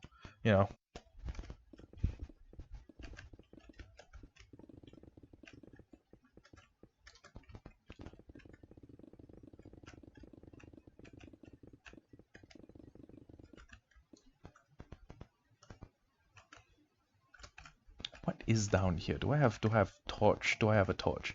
No, it just seems to be, yeah, like an empty vacancy. Okay, so I guess somewhere End will occasionally teleport to, and then not teleport out of, and then lower the regional spawn cap. Well, actually, you know what? As long as they can't teleport out, lowering the regional spawn cap could be kind of handy. Except when I want my slimes to spawn. Oh wait, no, that's the layer I need gone. Okay, so yeah, weird. Do I have? Yeah, I got fortune on this bad boy. Okay.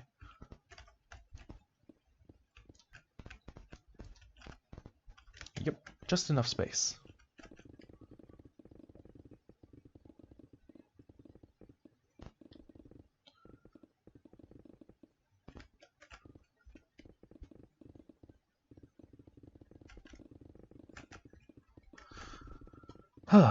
Man, now that I'm here, now that I'm just like, just mining exhaustedly, I kind of get to thinking maybe I should consider remodeling Hollow Heart Whitey. Maybe I should consider becoming one of those, like, sanitized, like able to get monetized on YouTube channels. I don't swear. I don't say sussy things about Sam. I'm just thinking, like, maybe I could consider sanitizing my image and becoming like one of those child-friendly streamers. But here's the thing. A lot of those child-friendly streamers sort of, hey, hello Evac Arts. Oh, Evac Arts, I already know what the sales pitch is going to be, and I'm sorry, I am not a big enough streamer to really warrant having like custom channel like banner designs and everything. I appreciate it. I mean, I appreciate the fact that you're showing up and asking, but I am currently such a small YouTuber, or such a small Twitch streamer, well, Twitch streamer and YouTuber, that it would sort of be a case of diminishing returns. Okay, man, yeah, I appreciate you too. I appreciate anyone who asks. I mean, I appreciate you for asking, but it's just diminishing returns. Yeah. Also, I'm also going on streaming hiatus from 2 weeks now. Well, actually, yeah, from in about 2 weeks, I go on stream hiatus, and then I don't come back for another 5 months. I don't stream that much for another 5 months because in Singapore we do something called basic military training. I mean, people do basic military training everywhere, but here it's compulsory, and everyone does it. All able-bodied do it. Anyways, put that, fill this up. What level is this? I have 3. Okay. Yeah, I'll keep that part of the floor gone. You know, let me just also grab the other copper while I remember. Okay.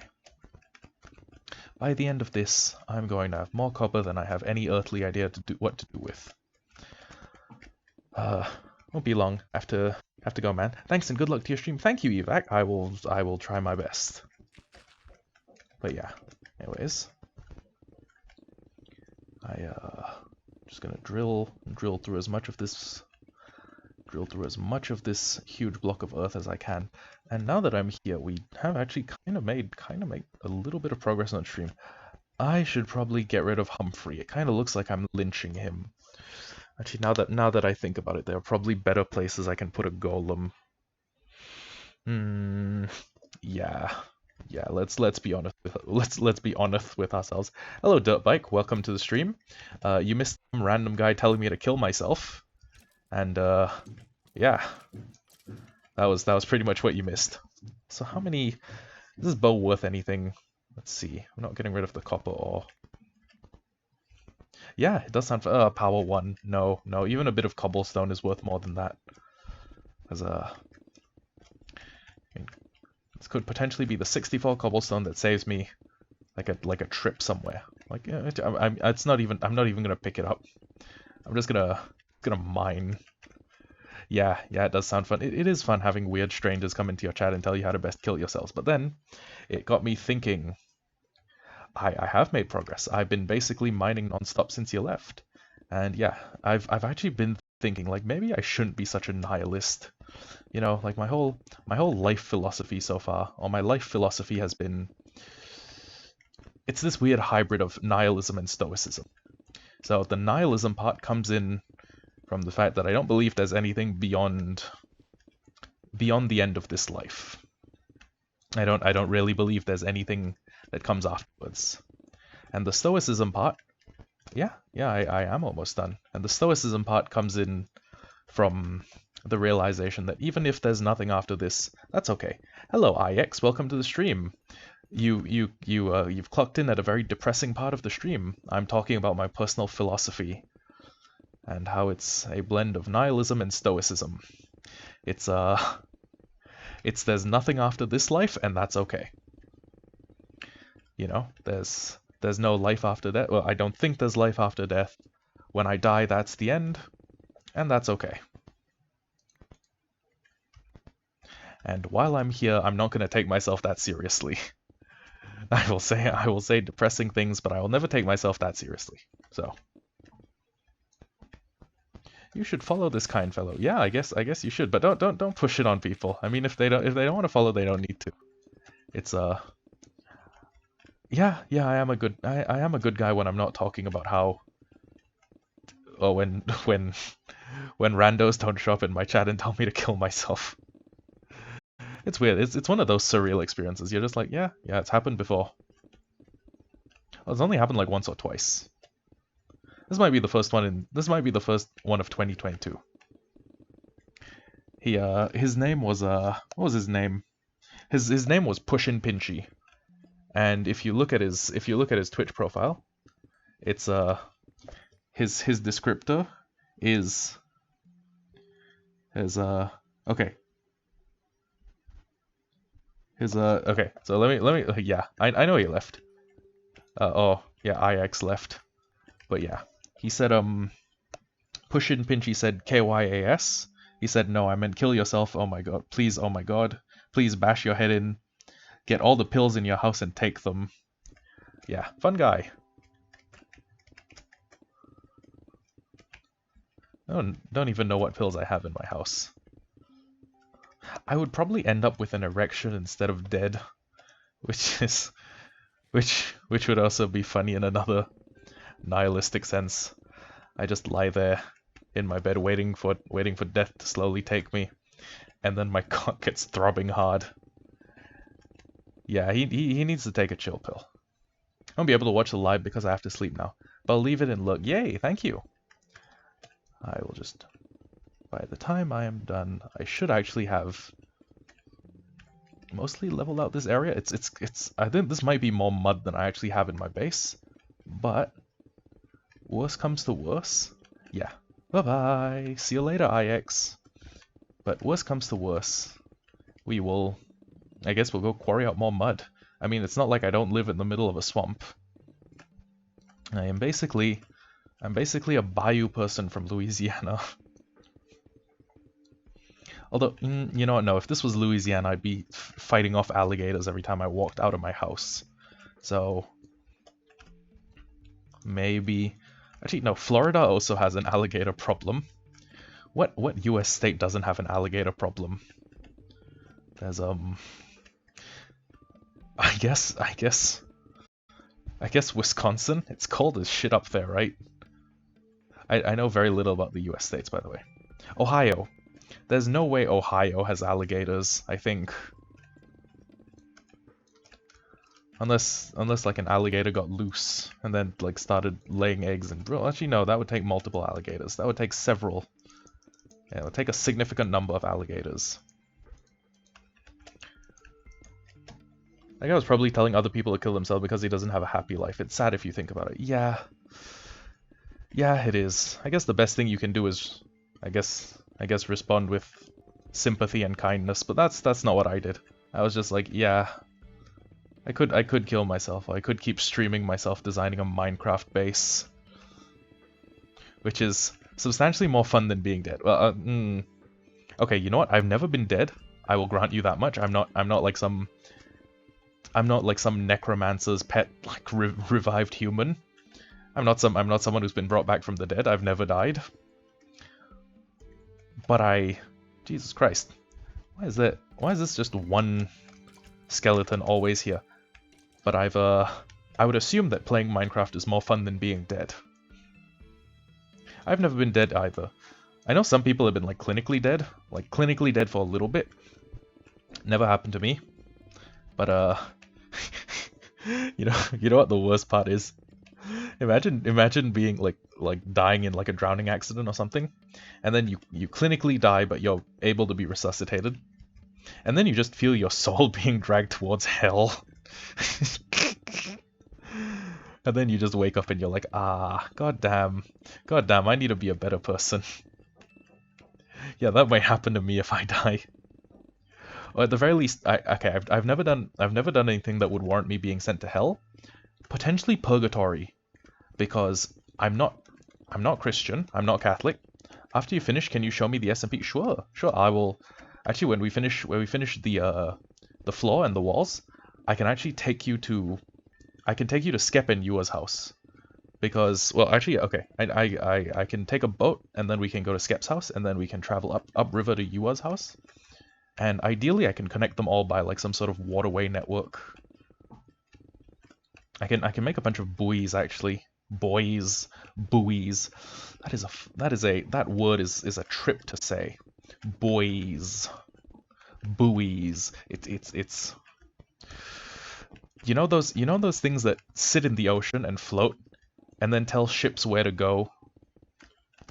Yeah, I can make one of those. I can make a set of those in the ocean, and then I can use those to basically take a boat route or create a boat route from my place to Yua and Skep space. Because, fun fact, most of the bases on the server are actually connected by a river. So Morgan's base currently goes over land. There's no river to, like, I guess Fort Morgan's. Ab Lighthouse. AB Lighthouse? I am not sure what an Ab Lighthouse is, but oh, a lighthouse! Yes, we could make a lighthouse. Sorry, I'm in the habit of reading text exactly as it's typed, and then just like, oh yeah, that must be something I just don't know about because I'm silly. I'm a silly little goofy man. I'm a little goofball, a goofy little silly boy, a silly little goof monster, a Goofenstein, a Goofenschmutz. Nah, yeah, it's okay. To typo is human. To interpret it is divine. That's my take on to err is human, to forgive is divine. That's such a stupid fucking saying. To err is human, to forgive is divine. Fuck you. I will forgive who I want. And don't tell me I've been possessed by the devil because I don't want to forgive people. That is cringe. If anything, mindlessly forgiving people is human, and to hold a grudge properly is divine. Yeah, it's just people don't hold grudges like they used to anymore. My friend texting me, "Hey bro, how's your day been?" Well, tell him I guess tell him the truth. Tell him it's I actually don't know how your day's been. Also, now that I have that anvil, I can actually put mending on a couple more items. So there's this bad boy, which needs mending. There's... I only have one pickaxe left. Holy sheesh. Okay. You know what, let's... So we have 3 god pickaxes, which I sincerely hope are going to be enough for me to finish the last bit. I think they should. If anything, my concern for this is, oh my god, it's turning nighttime. I don't want to fight off like 50 trillion creepy crawlies while I'm... My texting pretty good. How's yours been? Me texting pretty good. Yeah, that's I'm sorry, but you are going to make me dyslexic reading that. I'm already halfway there. I already have terrible reading comprehension. And what I read fast, I do not read accurately. But yeah, this is most of the server is actually connected by waterways. So from spawn, we have basically cordoned off a section that we call the greater spawn area, like in 2B2T. And inside the greater spawn area, no builds are to be done, or no builds for individual gains are to be done. Every build there, every farm, is effectively communist. So every farm, every I guess like sheep farm, every wool farm, every leather farm, every farm is for everyone to use. I have ADHD and a little bit of OCD. Yeah, I know the feeling. I mean, I'm completely neurotypical, but I know the feeling of... Actually, you know what? I don't know if I'm completely neurotypical. I know that I've never been diagnosed with anything, and because it might affect my future in the Singapore Army, I also may not want to be diagnosed with anything. You know, just on the interest of not having anything on record that might potentially affect my future, I'm not gonna go get a diagnosis on anything. Although some people do actually, you know, pick up like try and get a certain diagnosis just to avoid military service, which I mean is fair. Some people actually have medical conditions. For example, my friend Marcus, he developed schizophrenia, which is no fun. And even after he got his medication and was basically... Do I play VR? Do you mean VR chat? I don't have a VR headset, which is unfortunate. But my friend Amber does. Oh, actually, okay, yeah, it's long story. Gaming time, sorry. GT doesn't go by Amber anymore. Actually, GT doesn't... Oh wait, almost destroyed that pickaxe. You play Beat Saber. Ah, nice. I've been told it's a very fun game. Oh, it looks like a very fun game to play. But yeah, no VR equipment for me. I'm terrified of getting trapped in a VR MMO for 3 years and then coming out to find that the world has moved on without me. How did a tropical fish jump 1 block up, land there, jump off and fall to its death? I don't know how this piece of tropical fish got inside my house. But yeah, tropical fish. I play on expert, but I'm trying to get to expert plus. I'm guessing... Is expert plus the hardest? I'm inclined to believe that expert or expert plus is the hardest, but here's the thing. It's not even the hardest on like Skyrim. In Skyrim, I believe it goes expert, master, legendary, or it's master, expert, legendary. But either way. Okay, good to know. Also, legendary Skyrim is no fucking fun to play. Like, if you play a frost mage, right, you literally need to spend your entire mana bar to kill a single nameless bandit. And that is just like blasting this one nord with cold magic. I could switch to a fire mage, but I mean, Frost Magic is probably my favorite because you can use it as a sneak, in tandem with the sneak skill tree. So what you do is you basically gain the you basically level your destruction magic to the point that you can make those like crystal, those I guess like crystal, ice crystals. It would be easier if I was doing a Skyrim live. I could demonstrate this to you, but it's also like Frost Magic is also the shittiest offensive school in Skyrim. I'm not even kidding. It is like the singular worst offensive school of magic in Skyrim. I think you would be, if you wanted a fighter build, if you wanted to build like a combatant school around Frost Magic, or against... Okay, here's where I would rank them, okay? First, I'd say Fire is the best, because if you're a spell sword, you can light things on fire, they take more damage. You hit them, you basically deal more damage with your sword. Simple as. Lightning magic, really good for countering those mage types. Frost magic, I guess kind of... Geez, I've got a ton of gaps. You mean like... Oh yeah, 55 golden apples. It's because we have a gold farm, and I made like a stack and a half of golden apples, thinking we were going to use them all during a raid, but each of the people who went raiding with me only took like 6, which is fair, I guess. You probably don't need that many apples for Ocean Monument raid. If you're doing like 3 withers at the same time, maybe you'd bring a whole stack. Then again, I did a wither yesterday, and I didn't even need it. What I really just did was I stood back on my last prot armor with the prot 4 on the prot 4 and prot 3, and I basically... Well, first off, I shot him with Dylan Klebold's Tech 9 Mini, followed by stabbing him with Prison Shiv. That sounds very poor taken out of context. Yeah, that sounds very, very poor. Have I gone to the end yet? No. The going to the end is going to be a server event. We don't actually know when it's going to happen. And when we do go to the end, we will probably use that exact same stream day to make a shulker farm.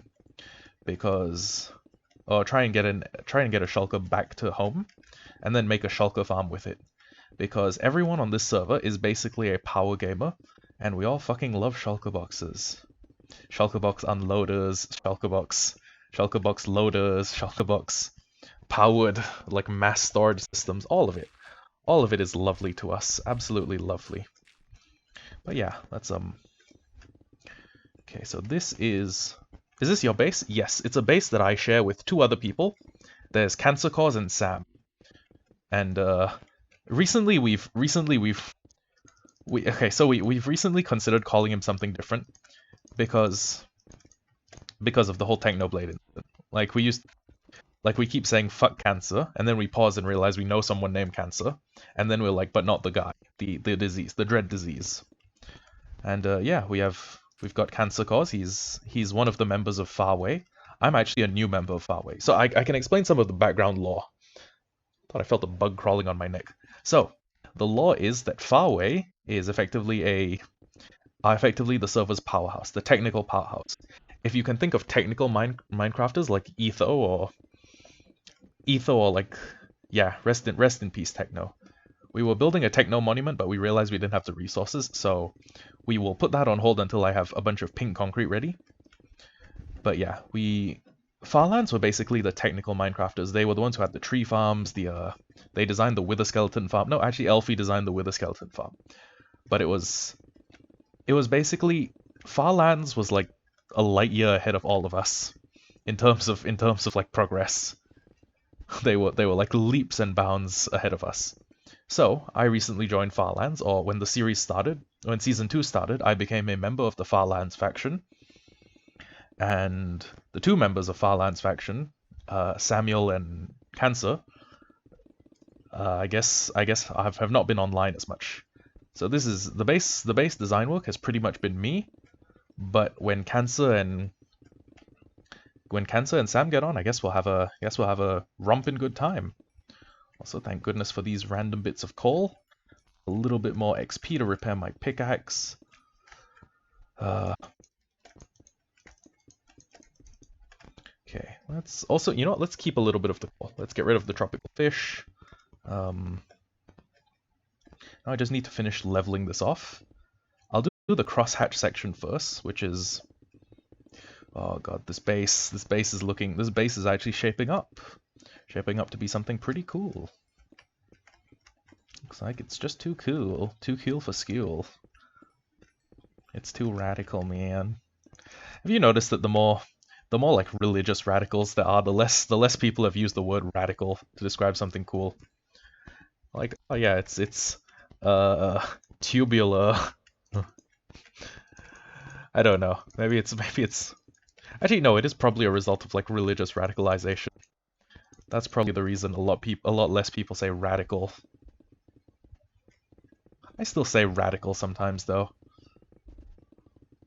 Also, doesn't help that I'm a One Piece fan and Frankie is maybe shit. Okay, is Frankie my favorite Straw Hat? No, my favorite hat is Zoro, and it's Zoro by a country mile. Probably followed by Luffy and Sanji. I really like the East Blue crew. No shade on the Grand Line crew. The East Blue crew is yes. That Arlong Park moment, heart wrenching. Anyways, I was it's weird. You can't. I don't think many people. Okay, I think most people would be very hard pressed to have a favorite Straw Hat, and if they do have a favorite Straw Hat, it's anyone joined the SMP while I was gone?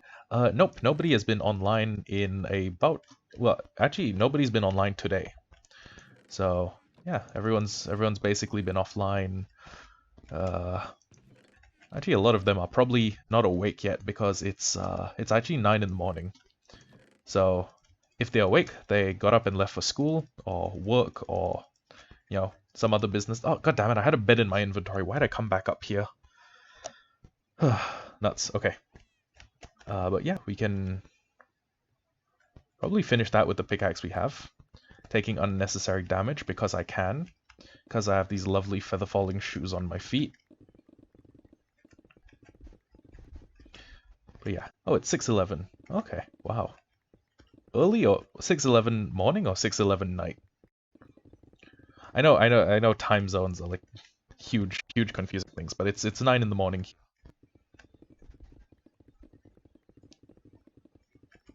So you're either 3 hours behind or 9 hours ahead, I think. Wait, no, 8 hours. Ah, night. Okay. Okay, good to know.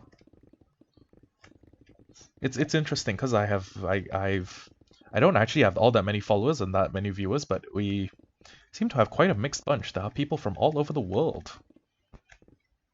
You know, all different time zones. It's intriguing. But I mean, I guess that's what the internet, you know, it brings people together. As much as the internet is like this weird, very annoying, occasionally annoying force for like, I guess like weird pedophiles to meet each other, it's also... Oh, okay. Okay. Good to know. It's wow. Time zone variance. There's a lot within a chat. Yeah, he is. Okay. But yeah. So yeah, it's weird. Even amongst the I'm not sure if you guys know SMP Tech Hanst. I've been a member for all 3 seasons of SMP Tech Hanst, but everyone's sort of gone their separate ways recently, and we probably won't be playing Minecraft with each other the way we were when like 1.15 or 1.14 was out. Yeah, I guess so. Oh, IX was already following me. I think it feels like a familiar name. Anyways, yeah, SMP Tech. Oh wow, my base is actually big enough that if I stand in one corner, I can't see the other side. This could have... I didn't sleep, so I'm going to watch it again. Ah, okay. Great. But yeah, I feel like this could have some unforeseen complications. For example, someone could be hiding from me inside my own house. And if I was in this corner of the base, I'd literally never see them. Like if I just like run and hide in this corner, Someone there is completely invisible. That is the limit of my render distance. And because my computer is actually a work laptop, yeah, you are no longer alone. It's good to have people with you, people witches. Okay, that is the last block I needed to mine. Now, here comes the next part. First off, I need to unload a massive amount of cobblestone. My chests are on the verge of overflowing. Not very fun at all. And the next thing I need to do is I need to get a huge amount of mud. And well, okay, mud bricks. Basically, it's a process. So let's keep the mud bricks. Let's throw the white bed in here. Let's take the copper, put the copper in the copper chest. That's okay. Needs to be repaired. Needs to be repaired. Needs to be repaired. Now we are going to. That's nowhere near enough. Okay, let's just take almost all. And then let's take, how much? Oh, we already got some wheat uncrafted. Okay, so packed mud. Packed mud. Oh yeah, brown mushroom, 1 in 200 chance. Do you want to know how I did it? Do you want to know how I got a 1 in 200 brown mushroom? Well, I got red mushrooms from that direction. And then, I basically bred them until they had a child of a different color. At which point I killed its parents. At which point I killed all of its family. And then I made it breed with one of its parents or siblings. I know, as this already sounds thoroughly demented. And then, once I did that, once I did that and got a second brown mushroom, I basically bred them with each other over and over and over again until we had a sizable portion of brown mushrooms. You know something? Even morally upright Minecraft players come off as very psychotic. They probably come off as, yeah, definitely not forced. It's definitely not like I put weird shit in the wheat to make them breed more. Okay, there's. I'm thinking I might have made. Yeah, this might. I might have overdid it a little. Whitney Houston when she's lying on the floor having an overdose.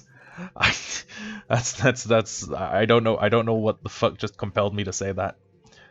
You can blame the voice. You can blame the voice of the devil himself, but I.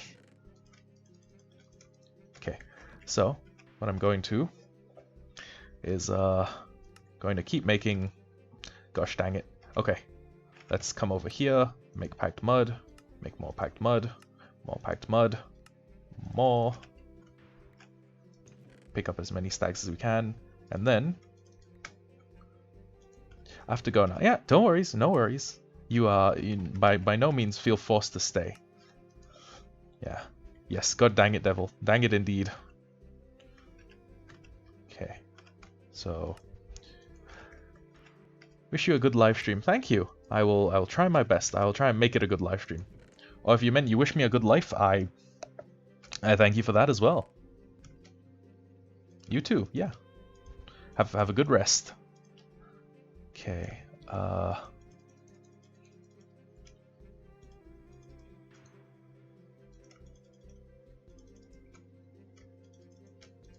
You know what? This should be enough to at least make the cross frames. Now, if you don't know what I've been doing so far, the cross framing is a structure where I build.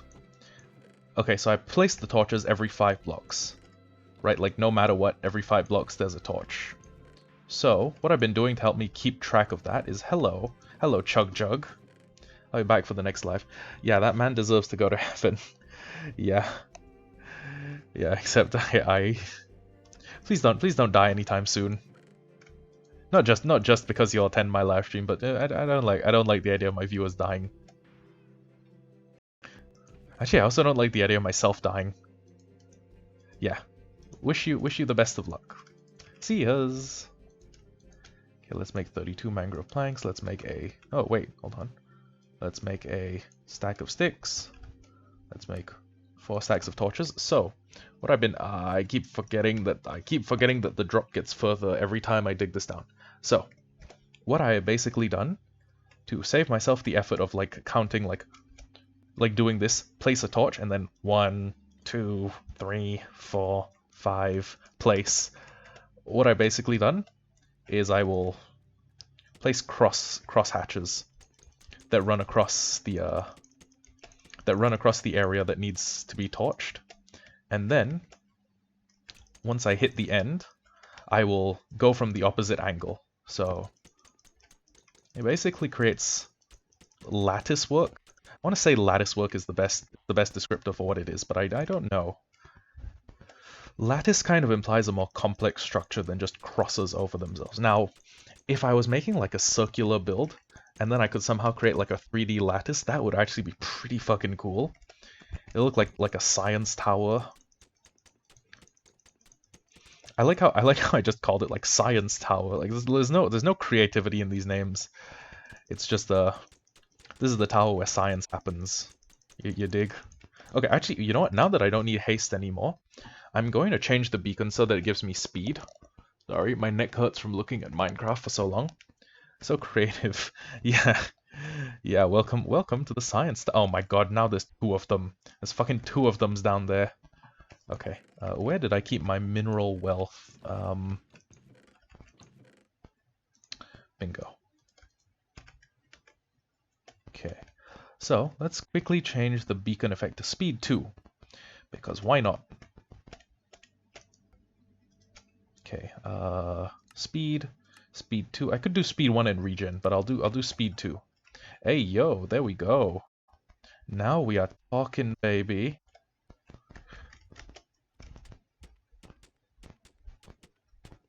Oh, this is really gonna... Whoa, oh my god, my field of view became huge. Holy shit. Yeah, huge field of view. It's like I'm playing in Quake Pro. That is not gonna be healthy for my eyes or my skull. If I keep doing this, I'm gonna lose my wick. Let's try the run backwards method. Oh, that leaves very annoying gaps.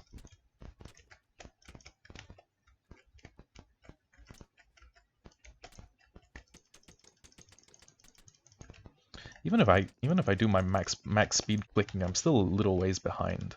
A tiny fraction slower. And if this line carried on for long enough, I would definitely... Actually, okay, if I could just click faster, God damn it. How many nights has it been that I've been working on this? I'm running up to bed every 10 minutes. So... Actually, how long? It's 23:50. It was 21:60 when I started today. So, if you guys are wondering why the day count is so high on the server, it's my fault. This is entirely my fault. I was also no-lifing at the gold farm, which is why I'm back at level 737. This is almost enough to be a Boeing airplane. Wait, no. Actually, yeah, there is a... Looks like 2 blocks tall when you look down. Yeah, it does. It's weird. Oh my god, the perspective. Holy shit. Oh wait, this is the legendary sprint crouch. Wait a second. Holy shit. When you... Okay, this is a trippy optical effect, but when you walk towards the iron block, doesn't it look like it's 4 blocks tall? Hold on. It's really weird to explain. But if I sprint crouch towards it, yeah, I see 4 blocks tall. Like every single iron block is like 4 blocks tall. That's so weird. Then again, could I just be seeing the whole...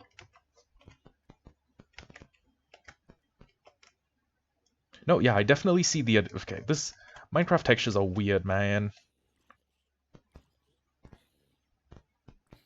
Is he gonna die before he hits me? Is he gonna hit me before he dies? There you go. But yeah, textures, man. Weird stuff. Also, sprint jumping. It's a weirdly useful glitch, especially if you're planning on building huge areas. But I mean, in every other case, it's sort of just meh. I mean, I could see its conditional usefulness. Okay, maybe if... Okay, time out. If you are a... Sky Wars or Bed Wars. 1, 2, 3, 4, 5. Place. If you're a Bed Wars player, I could see the sprint jumping being phenomenally useful to you. Or this sprint sneaking, sneak sprinting. I don't know what to call it. It would be very, very useful to you. To the average Minecraft player, less useful. Substantially less useful. I say substantially yes, useful. I love being an articulate human being who speaks the English language. Here's an intriguing question, or here's an intriguing thing for myself to ponder. I wonder how many, I guess, verbal slip-ups I make every time I stream. I wonder how many times I F up what I was going to say, and then end up saying something else instead, switching the first and last syllables, because my mouth cannot keep up with how fast my brain works. Which is not to say that I'm intelligent or that I'm clever. It's just that my head works faster than my mouth does.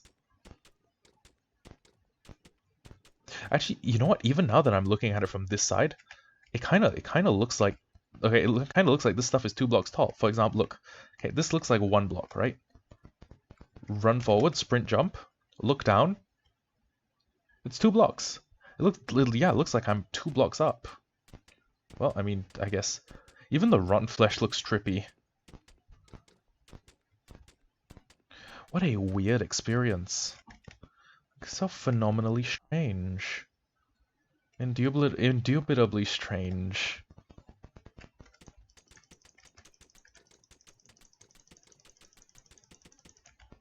I wish speed potions stacked with speed beacons. Or maybe I could do a jump boost beacon and then speed. Like drink speed potions, but that I'm not sure what that would serve unless I get to the point where I want to make the walls higher. At that point, the jump boost could make sense. I guess. Alternatively, just build more. I mean, just build more. Just do more. Do the perimeter more times and then build. Anyway, I wonder how many mud bricks I placed. My friend gave me a huge wedgie at his house and it hurt so much. Ew. I mean, ouch, but also ew.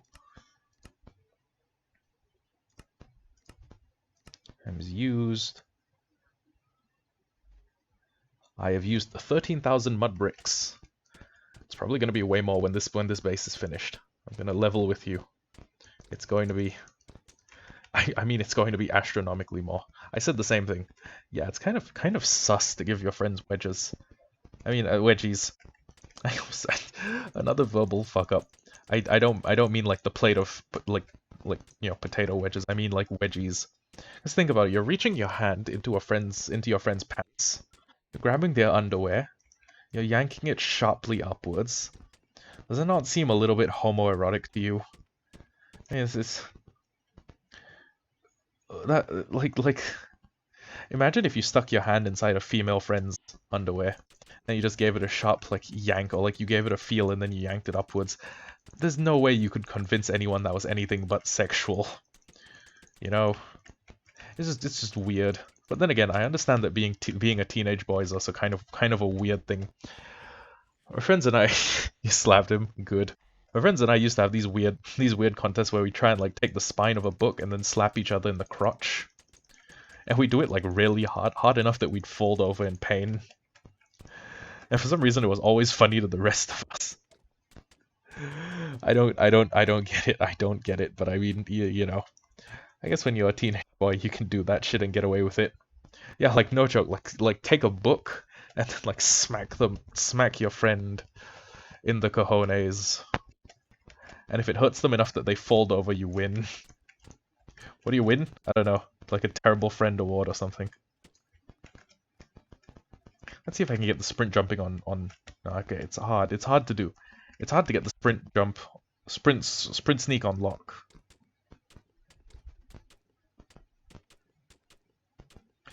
And when you do, it's only for like a single direction. It's not like there's like universal sprint sneak.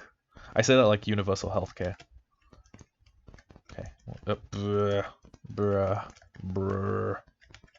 You guys ever hear the zombies in Minecraft go bruh? Kinda sounds like what they're saying.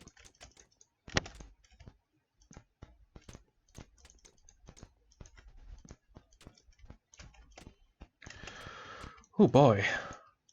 I was actually not expecting... Well, I mean, I set the goal to have it finished on stream, but I kind of set it as a mobile goal. Like in the sense that, like, you know what, yeah, we can do this on stream. Or potentially I could do most of it on stream just so that you guys know what I was doing. Because this is about a... Okay, yeah, what we did was just slightly more than a quarter. So imagine this stream happening 4 times over while I'm listening to podcasts about like whales in the ocean. That's basically what happened.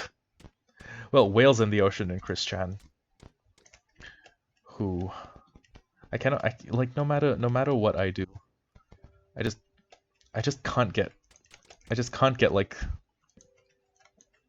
I can't separate the Chris Chan who is here now from the Chris Chan who once was. You know, it's saddening, is what it is. He used to be happy. I mean, okay, he was still being bullied a lot by a bunch of randos on the internet.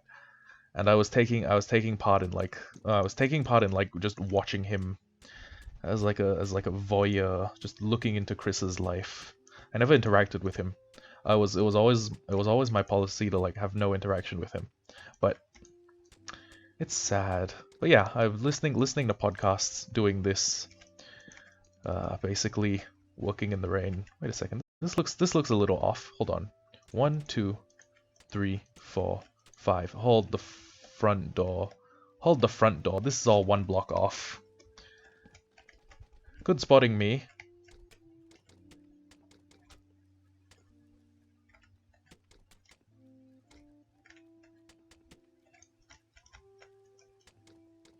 Wonder how close I am to running out of mud bricks. Okay, let's go. Let's check. Oh god. Yeah. I need to stock up first of all. Second of all, I might need just more mud in general, which entails me making a mud farm off camera. Okay, so now 1, 2, 3, 4, 5. Place. There we go. That fits back within the order.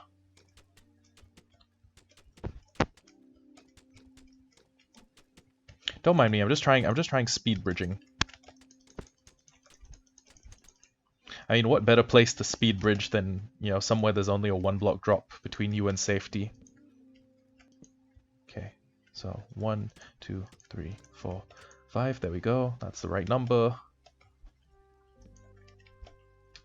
And now we just basically cross-hatch the whole thing. Although I would like to sleep because rain... Okay, it's fun when you're fishing, and it's fun when you have a trident with channeling, or riptide. Most of the scenarios a lot less fun, you know.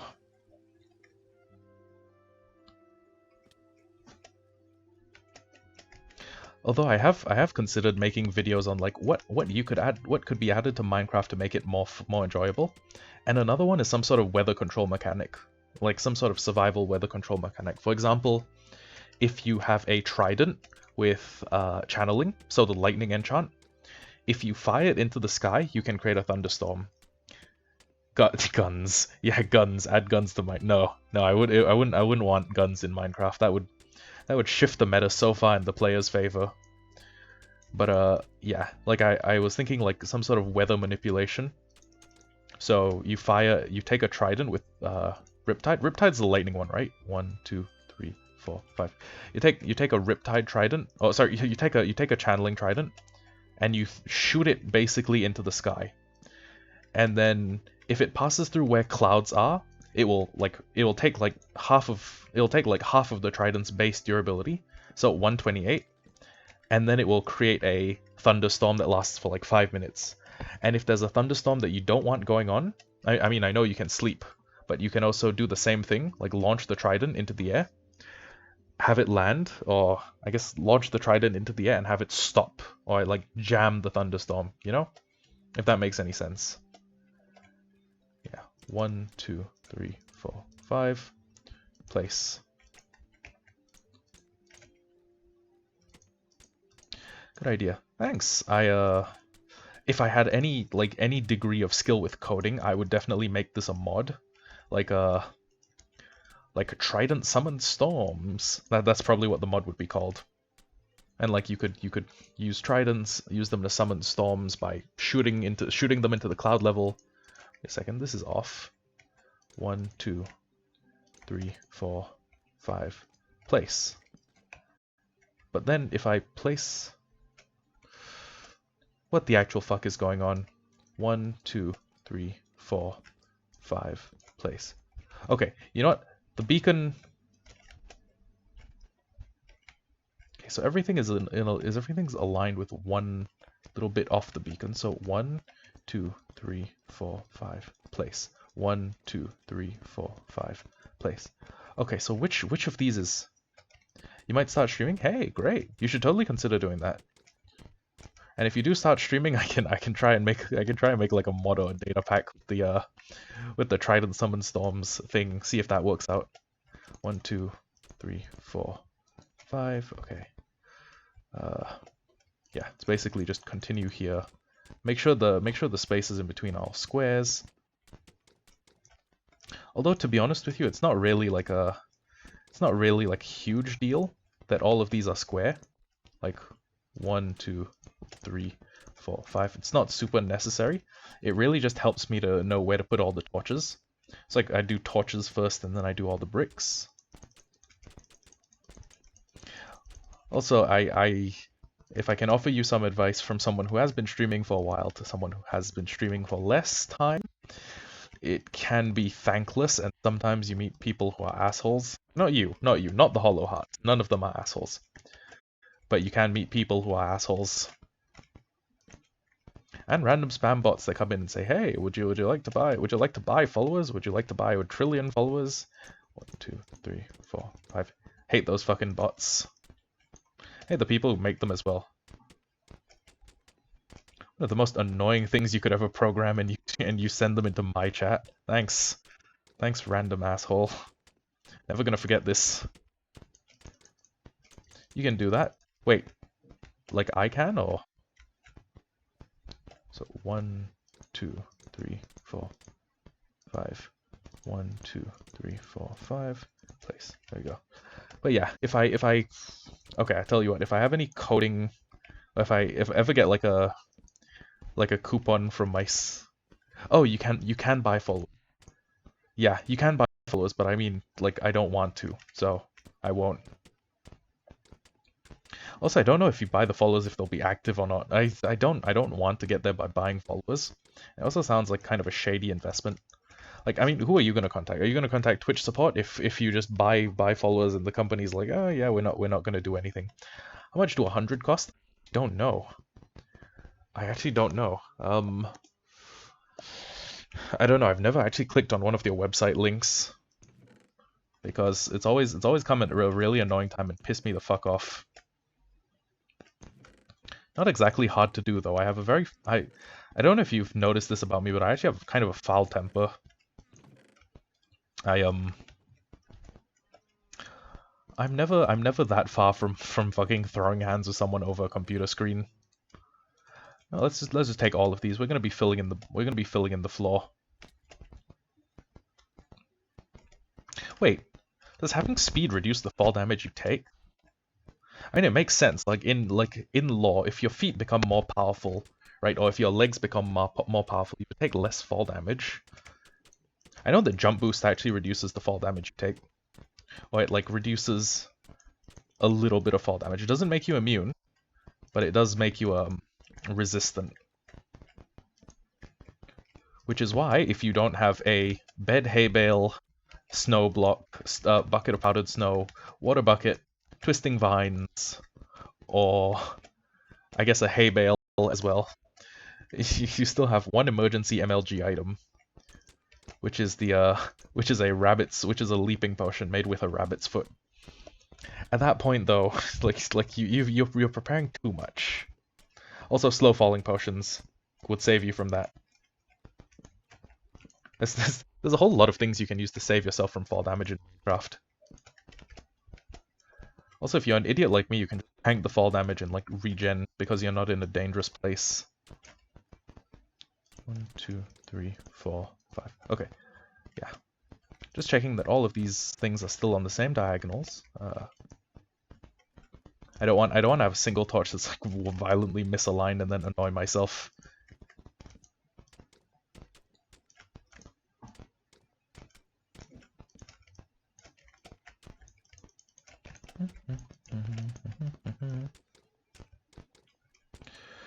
Okay, once I finish this row of torches, this should be the last set of torches I need to place in the house or in the base. You should do a netherite mining stream. I have, but ooh, you're actually not gonna believe me when I say this, but I don't really see the point in netherite. Like, it's an extra 500 durability, right? I have a gold farm that will repair any tool at any durability in under 40 seconds. Like it's I spend an hour for like 500 extra durability on a single tool when I have a gold farm powerful enough to basically mend anything that's not broken. And I actually had this discussion yesterday. Someone was like, "Hey, why don't you upgrade all your tools to netherite?" And we listed the pros and cons, or I listed the pros, or I listed the cons. And what it basically boiled down to was the fact that I have a bunch of villagers set up, and I have a stockpile of emeralds. Which means that if I want, I can get all the things I need to make an efficiency 5 pickaxe in about half a minute. I just need to buy 2 pickaxes and a mending book. So I just need to enchant 2 pickaxes so that one of them has efficiency 4, or so that both of them have efficiency 4, one of them has unbreaking 3, and every other enchant is a negotiable one. So I just throw them together and make myself a god pickaxe. And I mean, I could do a thing where I could do a thing where I get like one of each enchanted book, and then I basically combine them into god enchanted books, and then I put them on a pickaxe. Or I could just, you know, not do that. But here's the bottom line is, to make an efficiency 5 unbreaking 3 mending diamond pickaxe, 2 minutes. To make the same pickaxe but in netherite, 3 hours and 2 minutes. Or like 1 hour and 2 minutes, if I'm being charitable. So if I'm being charitable and I'm really good at finding ancient debris. So I guess the calculation has been, like, I'm doing a bit and I'm getting more, but it's diminishing returns, you know? And I guess it would be good to have a set of tools that won't burn, but I will consider doing that if I'm ever working with like lava or nether rack or something else that burns. I think lightning can still destroy items, I think, maybe. You should see me in raids in my full netherite armor. I don't use gaps or gold carrots or totems. Ooh. Well, I mean, you do way better if you used gaps, golden carrots, and crossbows. Well, okay, and crossbows loaded with like firework explosives. You would literally be like 3 of you. You're sort of handicapping your own potential. Okay, so Minecraft works. I guess Minecraft combat works on 2 metas. Netherite is the way. Netherite is the way, and I like the knockback resistance, but it gives the exact same armor value as diamond. Like, no joke. The only difference is the armor toughness. Armor toughness and knockback. So, I mean, if you're ever in a pitched battle that lasts long enough that you need all 500 durability on the on your netherite gear, then you aren't doing like standard Minecraft PvE. You're doing like faction warfare, right? It's you 12 other people fighting in like a closed area. You're getting ping-ponged around by guys with axes and like knockback swords. It's a whole thing. But there's the item progression meta and there's the skill meta. So the skill meta is effectively how good you are in terms of skill. How good you are at PvP, how good you are at PvE, how good you are at, effectively taking down your enemies. Raining again, really? Okay. And there's the item meta, and you are sort of, I guess, hamstringing yourself if you refuse to use the best items potential. The best items in terms of like combat. So knockback can knock you in lava or the end void. Netherite will save you. I guess, but to me it's always been a case of this, right? If you are in a position like that, you probably wouldn't even go with your best suit of gear, right? If I'm fighting the Ender Dragon and I'm going to like hang over the void, I would probably make just a set of I'd probably just make a set of like burner diamond. You know, diamond that I have. Diamond that is an investment I'm willing to lose. Okay? It's always been a case of like risk reward assessment with me. But I could see how it is kind of, you know, enjoyable to make a set of armor, like make your first set of diamond armor, upgrade it to netherite, you know, tweak it, like you know, give it all the goat enchants, and then just have that one carry. You beat the Ender Dragon iron. You don't honestly you don't even need diamond to beat the Ender Dragon.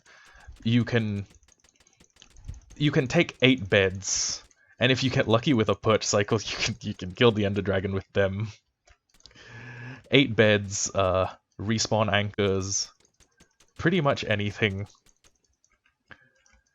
I figure you could probably beat the dragon to death with bamboo if you're good at avoiding its physical attacks. The ones with the killer knockback. But that yeah, I mean it's there's the item progression meta. And everyone's always like, "Hey, you should upgrade to netherite." But to me it's been a case of diminishing returns, you know? What I would gain from netherite would not be worth the amount of effort I would put in to get netherite. It's not even the dragon kills me, it's stupid enderman. Oh, that's what pumpkins are for. That's what pumpkins and putting a water bucket down at your feet is for. You know, just scare them off. Hit them with the sauce. Hit them with the overworld sauce. Then again, I never fight that well in pumpkins, and it kind of fucks with how well I aim. My strategy has always been, you run up one of the towers that has the iron bars, break the end crystal from below, and then effectively sit inside the iron cage shooting at everything. And it's never failed me yet. Then again, you know, the last time I solo killed an Ender Dragon would have been I want to say 2016? No, it may even have been 2017 or 2018. It was a while ago. It was dang, I wasn't even content creator then, so you wouldn't know about like Acacia Base. Acacia Base was, I guess, the first Minecraft base that like I like put over 100 hours into. Yeah, Acacia Base was probably the first, and you never forget your first, do you? You always remember like you always remember it fondly. You're like, yeah, that was. In retrospect, it was probably a shitty looking like shanty town, but do I have axolotls? No, I actually don't. I might consider making a tank for some of them because I'm already making a tank for Sam's pufferfish Dick. Dick the pufferfish. Yeah, it's a terrible name. I didn't pick it. Sam named it. It's all him. But yeah, we might get axolotls. We might even get a dolphin inside our base. Just so that we have dolphins grace. Get them, they're so cute. I haven't even found a lush cave or like a or like the right ocean yet. I mean, we may get them. But I mean, I think first I need a floor and walls. I need a floor, walls, and ceiling before I start considering all the stuff I'm gonna use for interior decorating. I think it would be a good idea. Because I'm gonna point out the fact that I'm technically homeless. I do not have a roof above my head. I do not have walls. I have 3 walls. And I don't have a floor. Which makes me one of the best equipped hobos on the server. I just need to hold out a sign that says we'll work for food. Or we'll work for netherite. I think most people would work for netherite.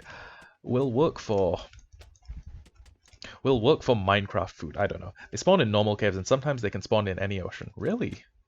That's weird. I did not know that. I thought they were exclusive to lush oceans.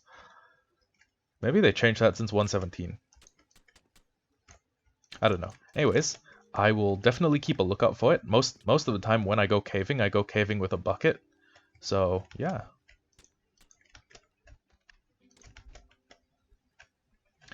I will get an axolotl. Any name suggestions? I don't really have a axolotl names on point. I might just keep it. I might make a trend of naming all of our aquatic animals after like Dick. Like we have Dick the pufferfish. Next up we need like I guess Richard the axolotl. Jim the dolphin. We can definitely come up with a better naming scheme than that. I'm just throwing something out there. Am I almost done with it? Oh my god, I'm almost done with my inventory of mud bricks. Yeah. I definitely need more mud to finish working on the walls and stuff.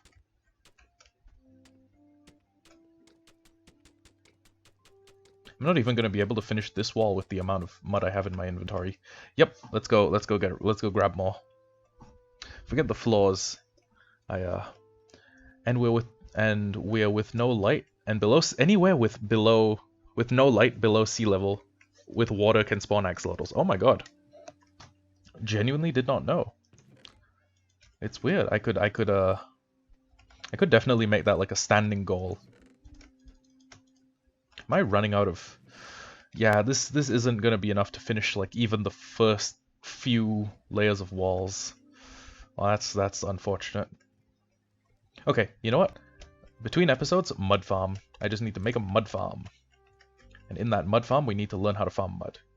You can make farms too. Who makes an axolotl farm though? Who? Oh, you mean like a live axolotl farm, I guess. Also, I'm not going to try and get a blue axolotl. I know that those are 1 in 1,200. Just the sheer fucking notion of breeding that many axolotls is driving me loopy. Also, I would probably need to catch all of those fish by hand unless I can come up with like an automatic tropical fish farm. Which I don't know about you, but that would drive me mad.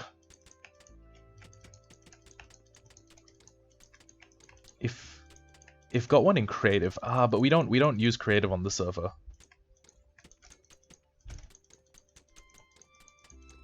I'm telling you what we could do is we could make a sort of competition for it. Like a server-wide blue axolotl hunt. Oh, you got one in creative. Okay, so you just needed to spawn 1200, right? You just needed to use a spawn egg 1200 times. In survival, you will need to basically take an axolotl with a color that stands out from the blue ones, and like the yellow axolotls, and breed 1,200 at a bare minimum. And then once you have the 1,200, you basically just breed it with one of its parents or siblings or whatever their relation, and then you... No, it spawned naturally? Really?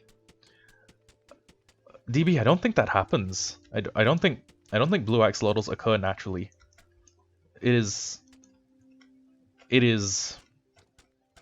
think it's possible if you're using like creative spawn eggs, but I don't think blue axolotls spawn normally. They do? Really? I distinctly remember reading the Wikipedia article and coming to the and like, you know, realizing the fact that they don't spawn naturally. They spawn as they spawn when they're bred or with the use of a spawn egg. I think spawning rules must change in creative or something. It might have changed it, maybe. But there's another alternative though. So hear me out. Allays add this new farm, right? But here's the thing. First off, what I would need to do is I would need to create some sort of automatic farm where I automatically feed axolotls, and then I basically automatically breed the axolotls. So they keep producing new axolotls. They get funneled into a collection area, And then a second player uses a bucket on them to pick up the axolotls, and then via some sort of key command, he promptly throws out the axolotls that he gets from the bucket. Or he throws out any bucket that has axolotls in it. And there's an allay flying around that picks up all the yellow axolotls and throws them in a fire. Or throws them in a chest, throws them in a fire. So that the only axolotls left would be the ones that come out blue. You can use allays to make an increasingly complex array of farms, thanks to their ability to sort non-stackable items. It is actually sort of I have seen some people work engineering marvels with Minecraft mechanics, and by that I mean I've seen Cancer Cause do it, because like Cancer and Sam are about 70% of the server's IQ. What fire? Why fire, you monster? I mean, we could find some other way to destroy the axolotl buckets, right? I'm just at fire. Okay, our options are fire, lava, or cactus. So we take the allay, we have it get rid of all the axolotls that we don't want, and then it keeps all the blue axolotls. Simple as. Here's the thing though, that's going to take a phenomenally huge amount of time. Why kill them? Because think about it like this, okay? If you don't kill an axolotl, you need to keep it, or you need to set it free. Okay? Axolotls never despawn. So you increase the total server load by about 1,200 mobs that all have AI. Okay? And because of their AI, they're all just swimming around, causing more lag to the server whenever a set of chunks is loaded. Or, alternatively, you keep them in bucket form and then you store them in a chest. Okay? Think about this. A chest can hold 54 items. Axolotls stack to 1. So 54 axolotls per chest. If you do 1,200, you're going to need 54. Let's I'm not even going to be generous. Let's say you on average need to breed about 1,700 to get a single blue axolotl. I mean, I know that some people have bred like 2,400, some people have bred 4,800, 4,100. It varies. But there's a potential that there's a higher than 0 chance that you are going to need 100 double chests of Minecraft storage to keep all those axolotls. Which also cause lag because chests are entities, and they're entities that store the data of every object inside them. So, you have two options. You can crash a server, you can crash the server you're playing on and make all your friends fucking hate you. Or you can create a machine that, takes the axolotls that you don't need, the undesirables, the ones, undeserving of life, and sends them home to Notch, Send them straight to Herobrine. I don't know, heaven or hell. Based on morality, I think axolotls would go to heaven. But at the same time, if you follow the Bible canon, animals don't have souls, and they all go straight to fucking hell. Or they go to limbo, rather. Which, if that's the case, I'd kind of like to go to limbo. I just play with my old dog. Actually just play with random strangers' dogs. That seems infinitely better than being in heaven with other people. Anyways. You can do things the efficient way, or you can do things the nice way. And let me tell you, I do things efficiently as hell. Not as efficiently as Cancer, though. I may have said this before, but Cancer is 70% of the server's. Cancer and Sam are 70% of the server's IQ. Really, you want to do things the nice way? Okay, but consider this though. If you do things the nice way by the axolotls, you might not be doing things the nice way by your friends. You might be caught like impacting the server performance. Do you even know what 1,200 mobs with AI looks like? Just walk in. Okay, here's an idea. Yeah, okay, murder the axolotls, but how is that any more morally upright than just burning them as items? I don't follow. But yeah, sometimes if you want a blue axolotl, you gotta kill a bunch of non-blue axolotls. It's like that old adage, right? If you wanna bake a cake, you gotta crack some eggs. If you want an omelet, you gotta crack some eggs. If you want a blue axolotl, you gotta murder several thousand regular axolotls. Several thousand yellow axolotls. Murderer. Yep. Okay, call me a murderer all you want. But I will be an efficient murderer. And I'll be an efficient murderer who probably gets a blue axolotl in survival mode.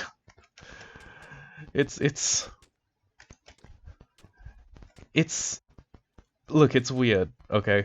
Because I value the feelings of my real life friends more than I value a Minecraft mob. Okay? And if it's a choice between that's so fucked up, yeah. I mean, what's more what is fucked up about valuing your friends' feelings though?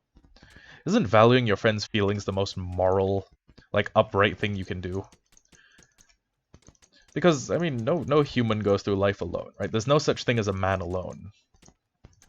And you wanna preserve your friends' feelings. You wanna preserve their play experience. You don't wanna ruin their experience by creating giant lag machines. And do not mistake me. 1,200 mobs with their AIs are a lag machine. If you okay, just go into your survival mode, or go into your survival world, or go into your creative world, and spawn 300 villagers and just sit in the middle of those 300 villagers. You don't even need to give them workstations because that increases their AI. You don't even need to give them beds because that increases their AI load. Just spawn 300 villagers. Okay? Even using like conservative estimates. Like let's say I get them exactly on ratio, just like a gacha game that's perfectly balanced. That's still four times that amount of lag. That amount of lag makes sections of a server's map completely unplayable. And I'm just not going to do that to my friends, you know? If we do a blue axolotl, we will do this with a factory efficiency, and we will get rid of all the non-blue axolotls. It's you know what? I'm realizing I sound a little bit like a Nazi, but I don't think the Nazi party admitted Asian people into it, so I think I get a pass. Were there any Asians in the Nazi party? I don't think so. I mean, I kind of look at yeah. Please cry and get it out of your system.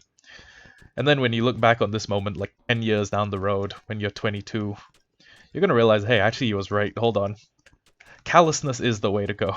These video game animals don't have feelings. Anyways, I look at Heinrich Himmler and I think there's no way that guy is purely German. Like, come on.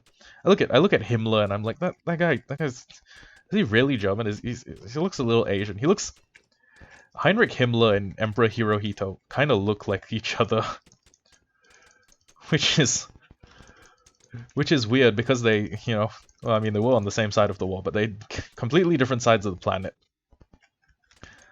I don't know. I do not know.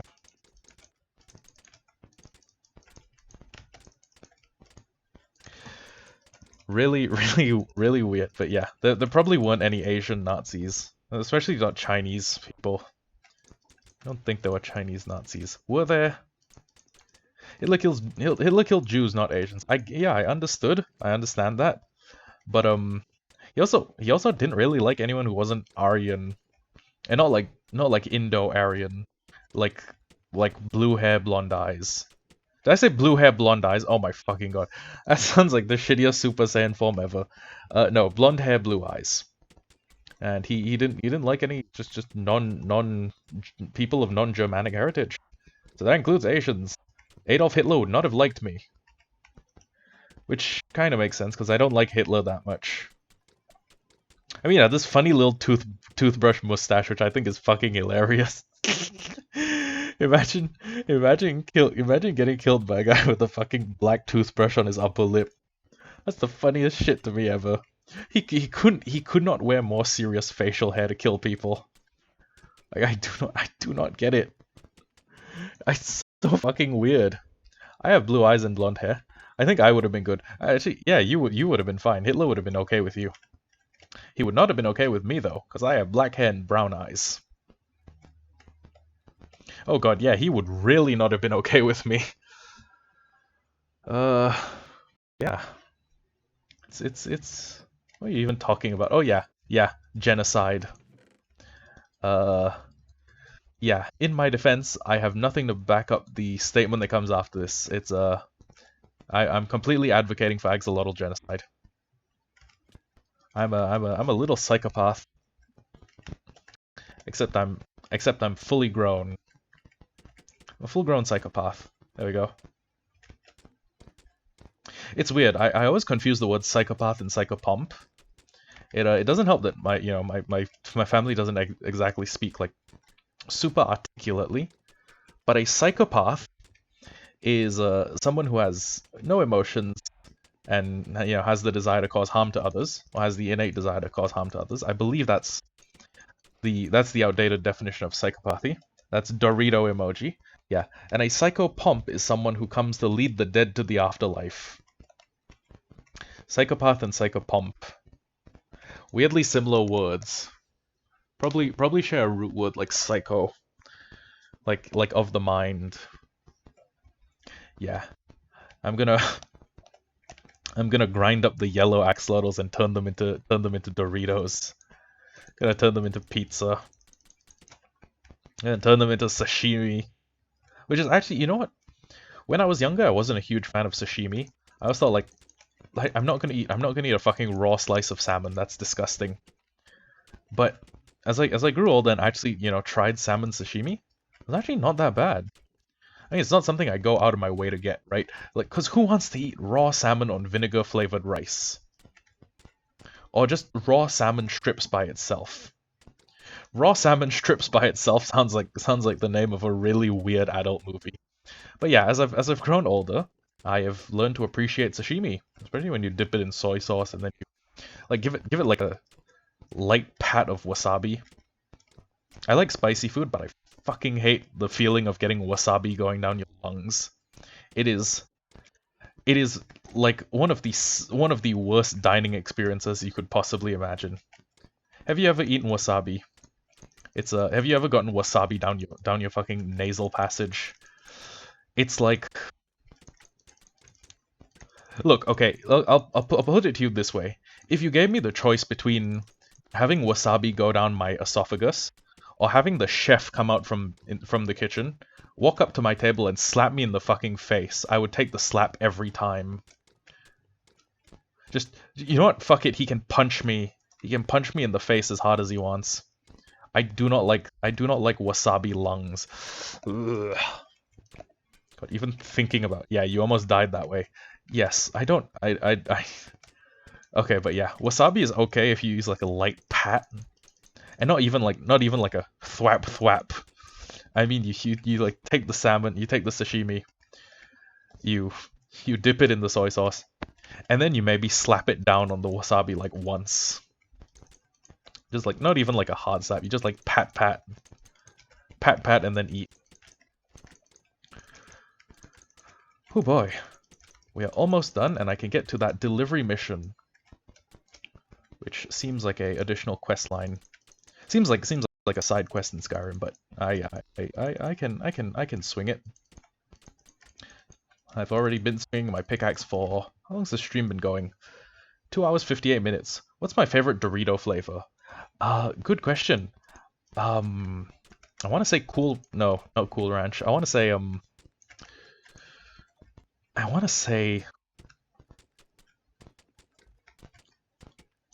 okay, there's like a spicy cheese flavor of Dorito.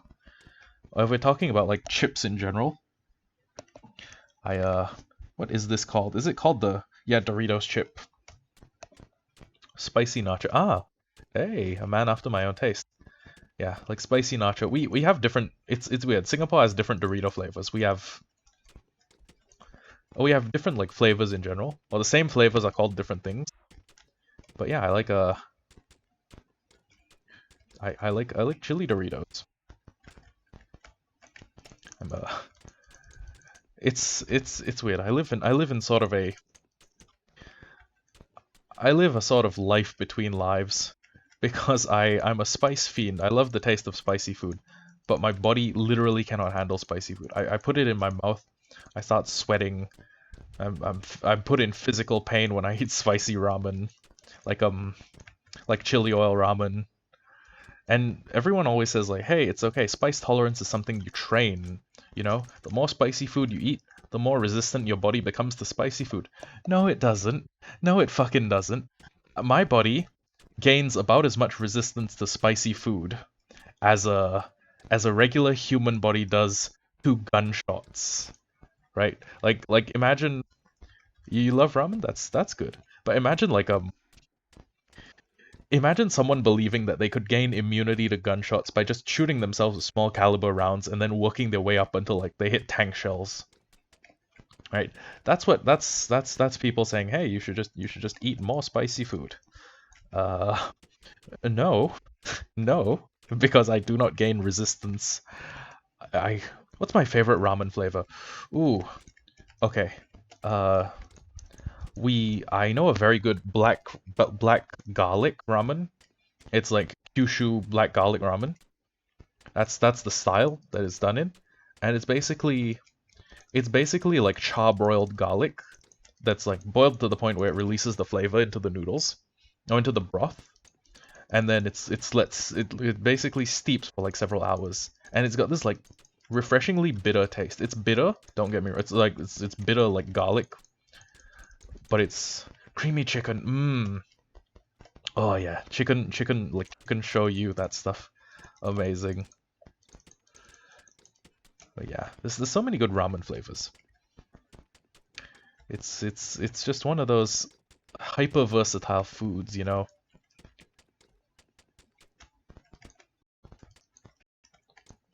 I think Japanese food in general is like one of the best cultural foods.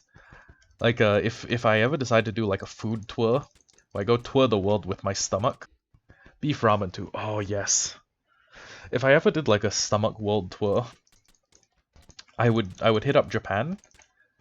It would probably be the second or third on my list behind going to Brazil to try like authentic churrascaria, like Brazilian style grilled meats, and maybe Jamaica, because Jamaica is the homeland of jerk chicken, and also a place I can do weed without getting thrown in jail. But mainly because of the jerk chicken. It's weird. Imagine telling people like you want to go to Jamaica but not to smoke weed. You want to go there for jerk chicken. Well, that's true because I like jerk chicken. It's such a silly reason. It sounds like I'm lying, but I'm not. Anyways, I'm the reason I can't just smoke weed here, if you were about to ask that, is because Singapore has very strict drug control laws. As in, people who traffic drugs into the country, or people who traffic illicit substances into the country, get the death penalty. Which is why people who bring weed in don't. I don't really know anyone who brings weed into the country, and also they're very stern about like drug testing. So no special fun time substances. It's weird. There's a lot of things that are legal in my country. For example, the import of chewing gum is illegal. The sale of chewing gum is illegal. I believe also the consumption is now illegal. Like you can't eat chewing gum in my country. Because so many people would stick them under bus seats and shit. There's ooh, right. Homosexual relations are illegal, even if they're between like two consenting adult men. Still a federal offense, or still a crime. You can get jail time. It hasn't been handed out in a while, and the country seems to be changing, but you can still get jail time from that. There's yeah, it's there's a lot of things you can't do in my country, and drugs are one of them. But I guess that's fortunate. I mean, I think the sort of, I guess, control over drugs has sort of been net positive. A lot less people dying from, I guess, like ketamine. Like a lot, we kill a lot less people via executing drug dealers or drug traffickers than we would if we just let people come in and have ketamine overdoses, you know? If that makes any sense. Anyways, wow, we're in the end game now. Yeah, that took almost 2 double chests. But finally, we have a we have a base. We have a base that I can put a storage system in. Hang in there, Humphrey. I'm never gonna take him down. I'm just gonna leave him there forever. Like some evil little man. Okay. So, we need to take the sponges that are for Matt, for Yua, for Skep. Next up, I'm gonna need 3 chests. Actually, 3 chests in a boat would be great. Alternatively, I could just pile the sponges in front of their houses, which would be kind of funny, but would also annoy them to no end. Okay, you know what, let's take 2 chests, let's craft our own, and let's also see if we have a boat. You know what, dark oak boat, actually mangrove boats. I know these ones are mine. And, what's your favorite Cheeto flavor? You're not gonna believe this, we don't really import Cheetos into Singapore. But I guess flaming hot, since that seems to be the trend with the food I like. The food I like to have cause me pain. Oh wait, hold on. I could have just done this with 2 chests.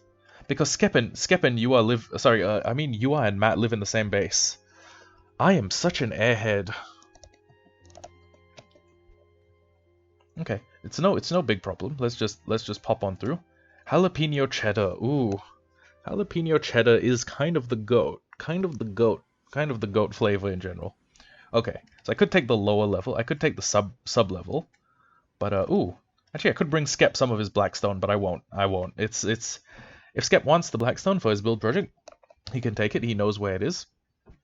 And yeah, so first I just need to run to 0, 0, which is basically oh right, I wondered why I suddenly got so slow. Before realizing it was probably because my beacon effect ran out. It would be cool to have an ice boat road that led between here and there. You know, just like a Speedy Gonzales pathway through. That would probably allow me to travel the distance between my base, 3600 blocks to the west of spawn, and spawn itself at 0, 0. That would allow me to travel the distance in... I should make one. I should. I have Silk Touch. I have a Silk Touch tool somewhere. I have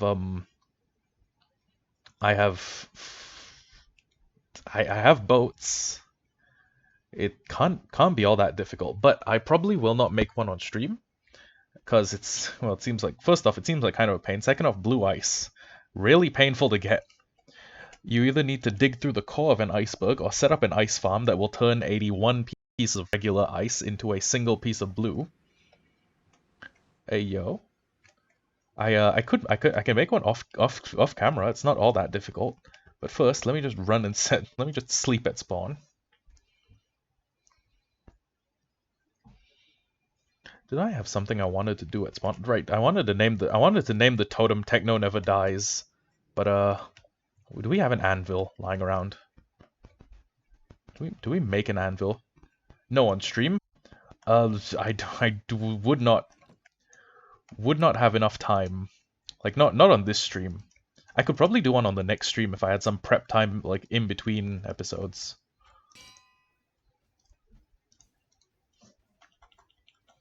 I'm just gonna call these all for your help.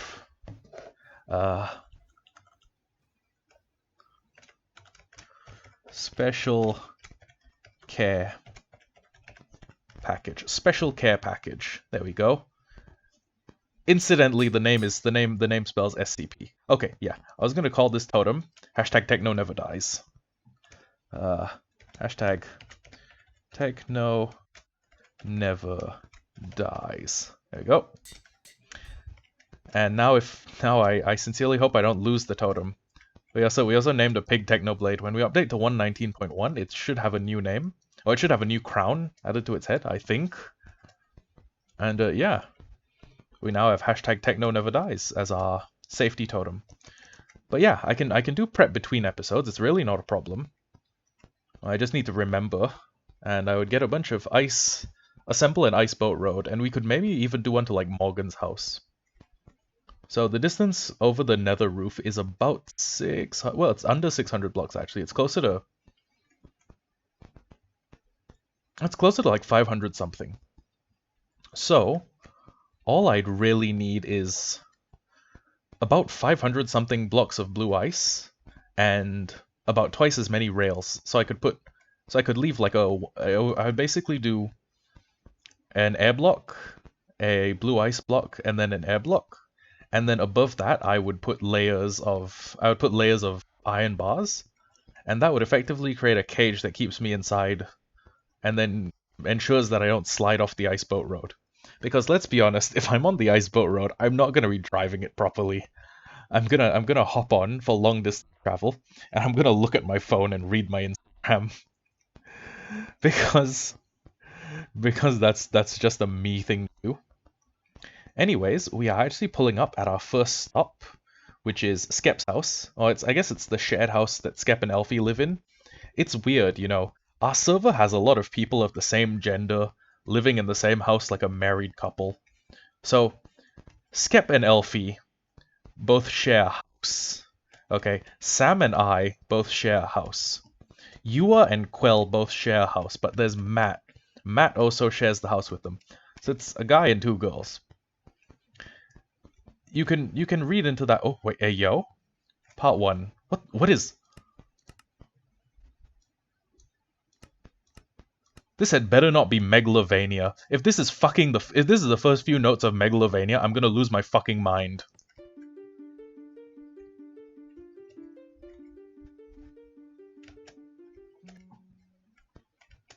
I don't know what this is. Repeat part one again. Wait, what is this?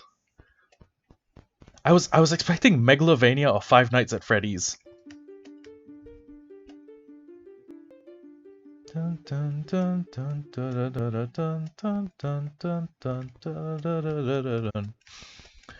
What is this song? Am I just bad with music? Okay, let's hear. Let's hear it again.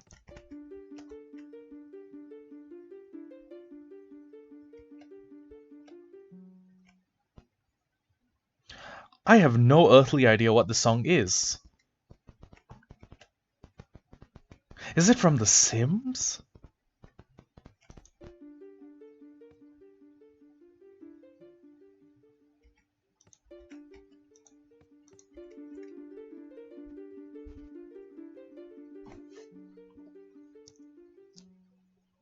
Well, okay, it's not Megalovania, so I don't need to kill them. But I mean, okay. Yeah, ignore the fact that they keep making swastikas in the floor. These people are a bunch of raging anti-Semites. Look at this shit. Look at this shit. There's one swastika, and then there's a fucking diagonal swastika. It's not even even. They didn't even make the swastika properly. Look at this shit. They didn't even do it properly. It just looks like a fucking spider. Okay, where can I put this somewhere Skep is gonna see? I'm also gonna pinch his dark oak signs. Or actually, you know what? No. I'm just gonna put it somewhere Skep is. Get rid of it. I could hide the swastika, but here's the thing: it's probably just gonna come back in the form of like another swastika. They're just gonna make a bigger swastika in a more public location. There you go. This looks nothing like a swastika, I think. Anyways, this is for Skep. And where is... Oh, wow. Oh, wow. They've actually... Oh, my God. The gatehouse. They did a lot of work with the gatehouse. Holy shit. Yeah, no problem. Storage. I think it'd be funny if I just put this... If I put the special care package, like, here. And then put the for Skep there. There we go. Now, I'm gonna assume that you are and Matt... Some German is gonna get pissed. Yeah... If they're a Nazi sympathizer in 2020, they're allowed to they can get pissed. Like just get angry.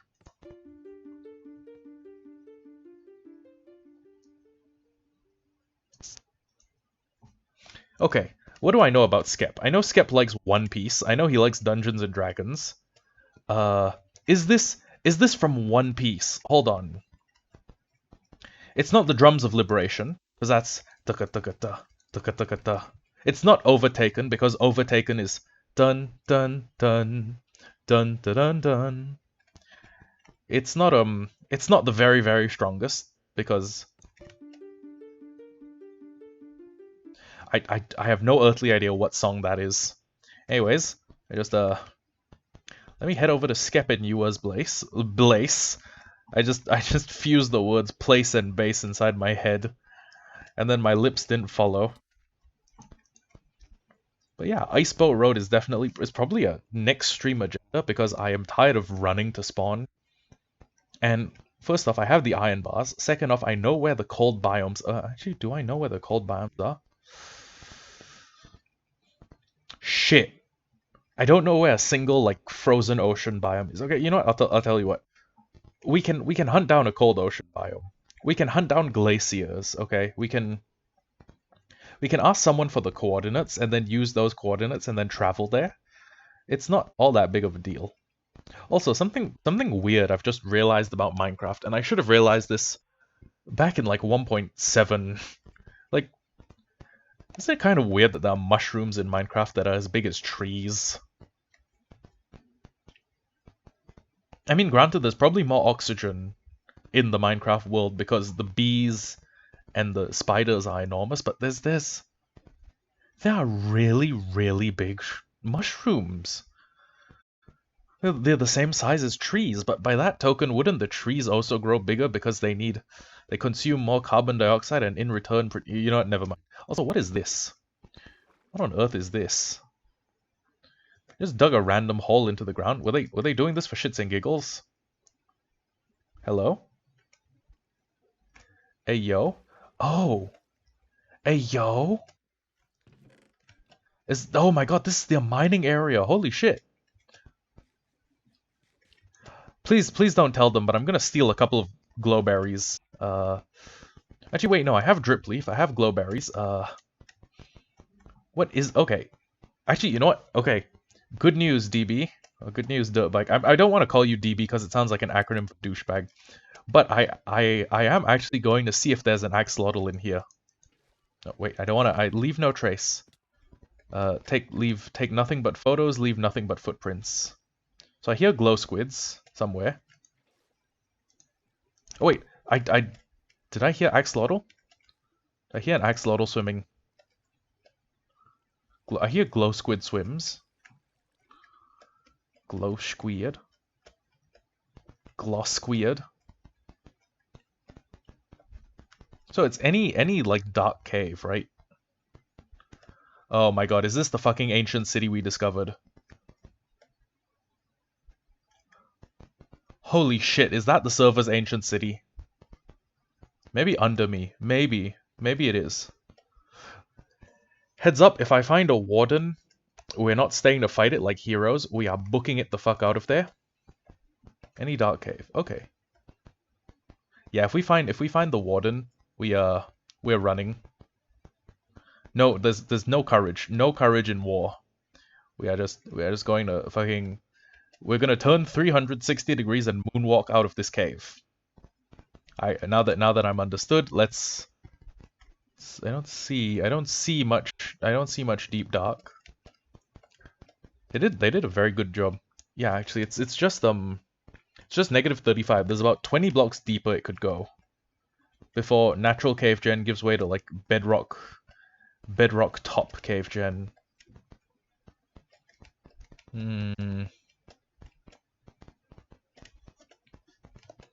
Okay, I'm just gonna take a look to see if there's an axolotl. If there are no axolotls in either of those ponds, well, we tried our best. This cave isn't that dark either. Yeah, it's not that dark. They lit it up, but I think any low light water source should be viable for an axolotl spawn, right? Or any like lush cave should be viable for an axolotl spawn. I've definitely seen them spawn in like bright areas. I've seen axolotls in bright areas, which does not necessarily mean they spawn there.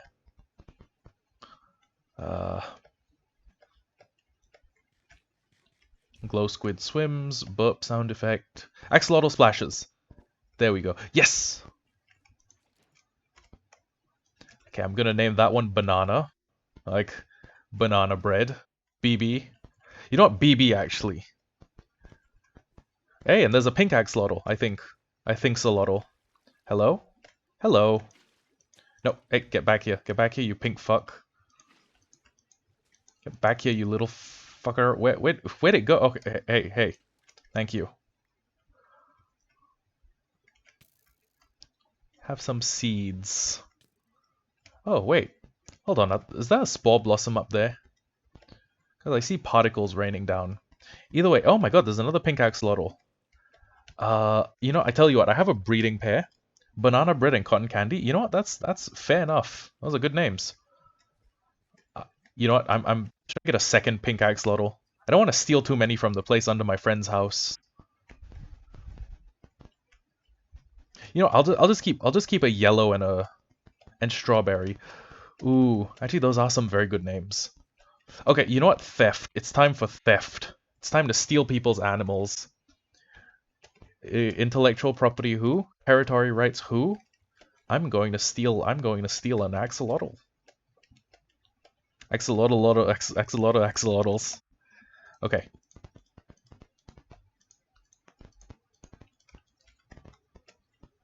Now I don't exactly have an anvil that I can use to rename them, so I'll just have to remember banana bread, cotton candy, and strawberry.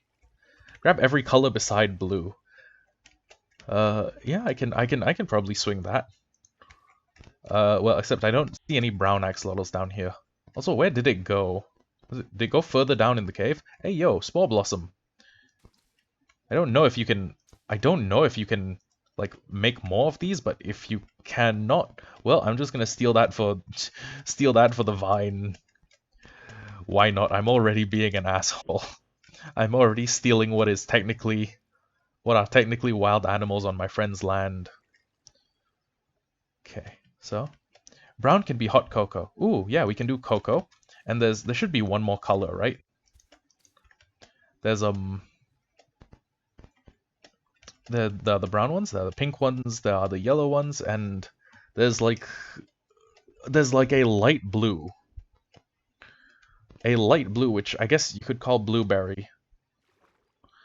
Can I swim? Can I please swim? Yes, thank you. If I didn't swim, I'd die. So, now I just need to start gathering up tropical fish, which is going to be a Herculean effort, because statistically, it takes two tropical fish to make one axolotl, which means 2,400 tropical fish. Fuck me, and there's no way to breed them either. There's a... Okay, I could make a tropical fish farm of sorts. And, ooh, yo, they built a... Okay, hold on. Hold the phone. I need to see the progress they have made pronto. And I also need to sleep inside the house.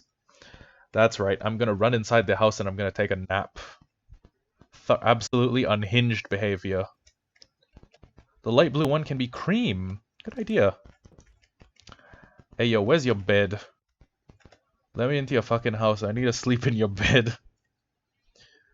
Okay, so I'm guessing this is Matt's room because it looks like a boy's room. But I don't wanna risk sleeping in a... I don't wanna risk sleeping in Yua's bed. Does someone have the attic room? No, the attic room is... Oh, well, actually, okay. You know what? This looks like a bed where they will not miss. Looks like a bed they won't sleep in very often, so no weirdness here. Go look for more at daytime. I mean, I think there's more outside, but here's the thing. If they are in the riverina in front of my friend's base, that means that they... Oh, wow. What is this? This is meant to, like, block boats from going past? That's actually kind of ingenious. Hold on. Okay, yeah, and I was gonna say, if they put axolotls in here as some sort of, like, I guess, like, you know, drowned cleaning measure. Too shallow? Yeah, probably. Oh wait, I heard the axolotl on the sound effect. Maybe they have axolotls inside their base? I mean, worst comes to worst. Oh my god, this custom tree. Custom tree is good. This is actually a very nice custom tree. Hey yo, okay, they have axolotls swimming around in here. They have a cotton candy one. I think it'd be cool if I put down an axolotl. I was like, it's a miracle. Jesus Christ decreed that these axolotls live. Jesus Christ turned one of your blue axolotls into a pink axolotl. No, I'm not gonna do that to them. I know they have a blue axolotl, so in theory I could come back with tropical fish and breed these to get one more blue, pick up the baby blue, and then I would give them the pink. I would give them a pink. But yeah, these custom trees are friggin' amazing, by the way. Go look. I mean, I mean, we found the axolotls. Maybe we know what is in here. Nothing that interesting, but yeah, they have axolotls. We can. The tree. The tree is called Scylla. Oh, I mean okay, they're technically called Lamia, I believe, but the guild is called Lamia. But they have an animal barn that is half built, classy. Well, it's gonna be classy when it's fully done built. Need brown and light blue. I tell you what, I will get more axolotls. I will get more axolotls for this fucking gacha game afterwards. That is animal. That is animal abuse. This shit is animal abuse. There's nothing else I can call it. Also, what else have they built? They built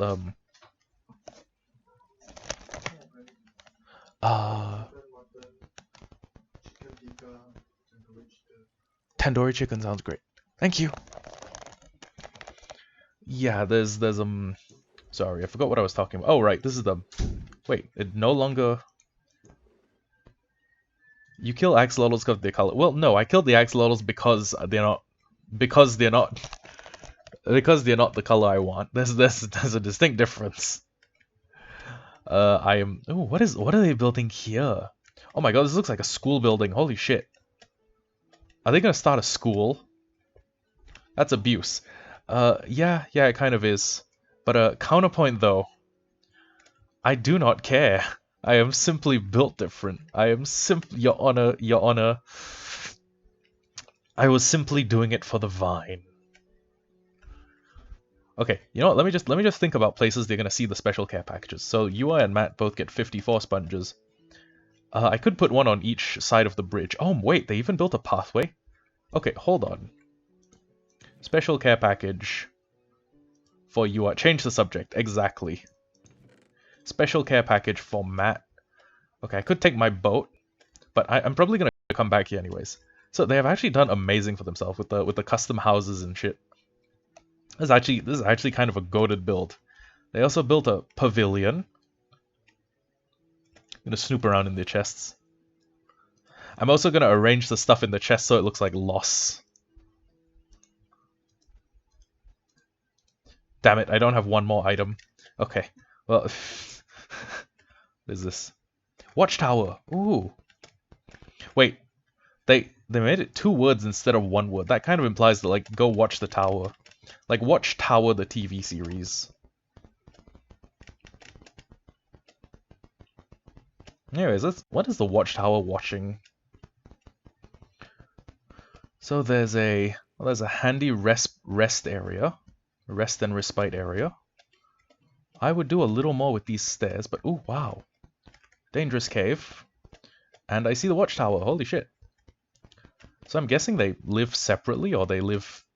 Oh, this is Quell's base, maybe? I know that Quell is part of their team, but I also know that Quell is kind of a new addition and probably wanted something of their own. Why are there no fucking doors on the watchtower? Why are there no doors on your watchtower? Excuse me?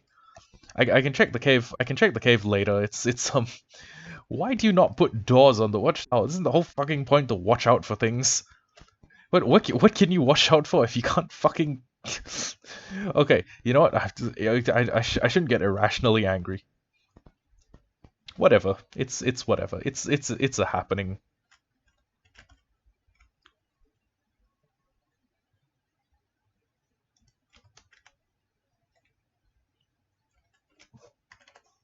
I think you already know what I'm about to do, right? I think you already know exactly what I'm about to do.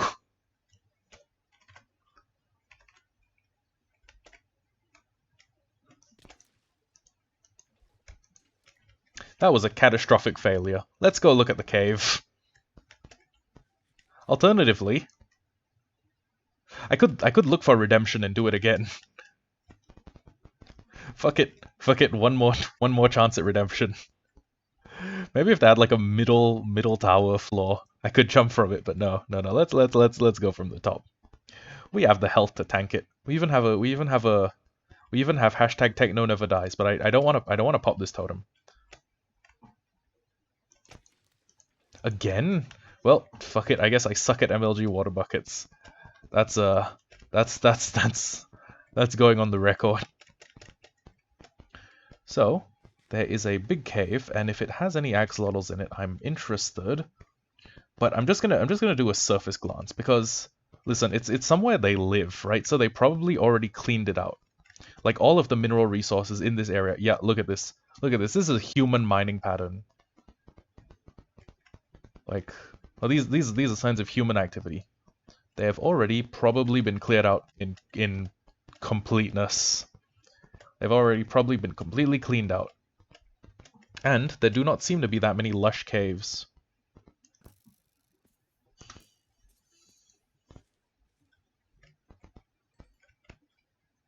A lush caves seem to be kind of a rare existence in this world. What is that, an amethyst geode? Holy cow. Ow, motherfucker. You actual motherfucker.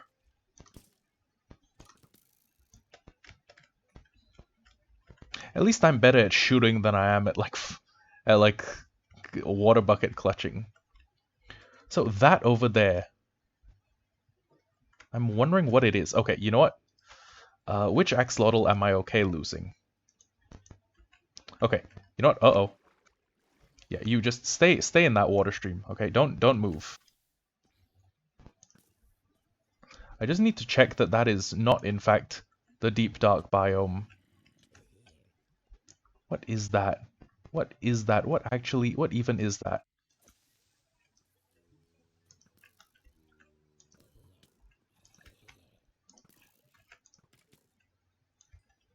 All of you guys are gonna burn to death in a second. I'm just...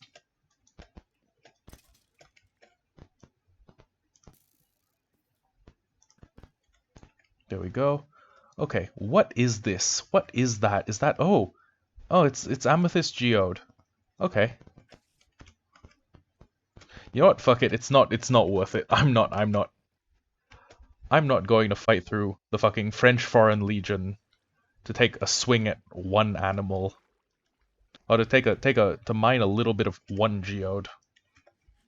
Now, we'll try and get the cotton candy pink axolotl back. If we can't, we'll just chalk it up to a business expense. Get the fuck out. Get lost. Get lost. I'm gonna fall straight into a lost city, aren't I? Is this just regular deep slate or deep slate skulk? Deep skulk, if you will.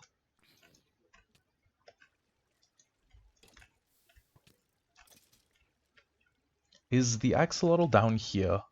I only have 23 torches on me. This was very poorly planned.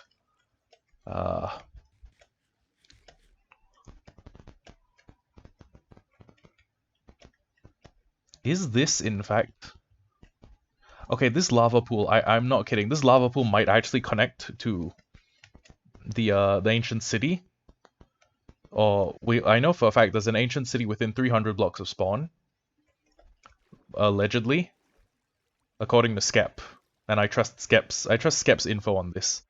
So, I'm going to avoid that because this is actually kind of close to the outer spawn wall. So it's not even that far. It's like 600 blocks. So if I hit 300 blocks back towards... Hey, wait, axolotl swims? Where's the axolotl? Where's the axolotl? Hey, there it is. Okay, come on, Pinky. We got shit to do.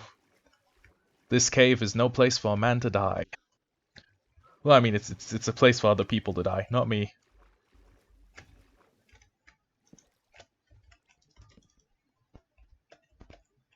Okay, now it's probably dark outside, or it's evening. Okay.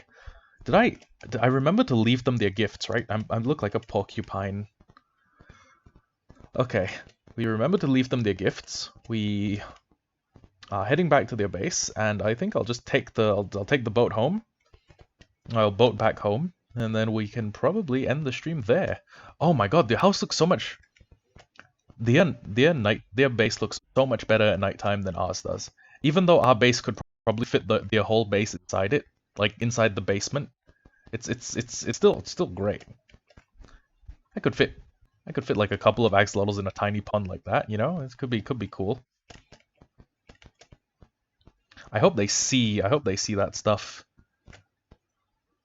Actually, it might be a little hard for them to notice. Well, then again, let's just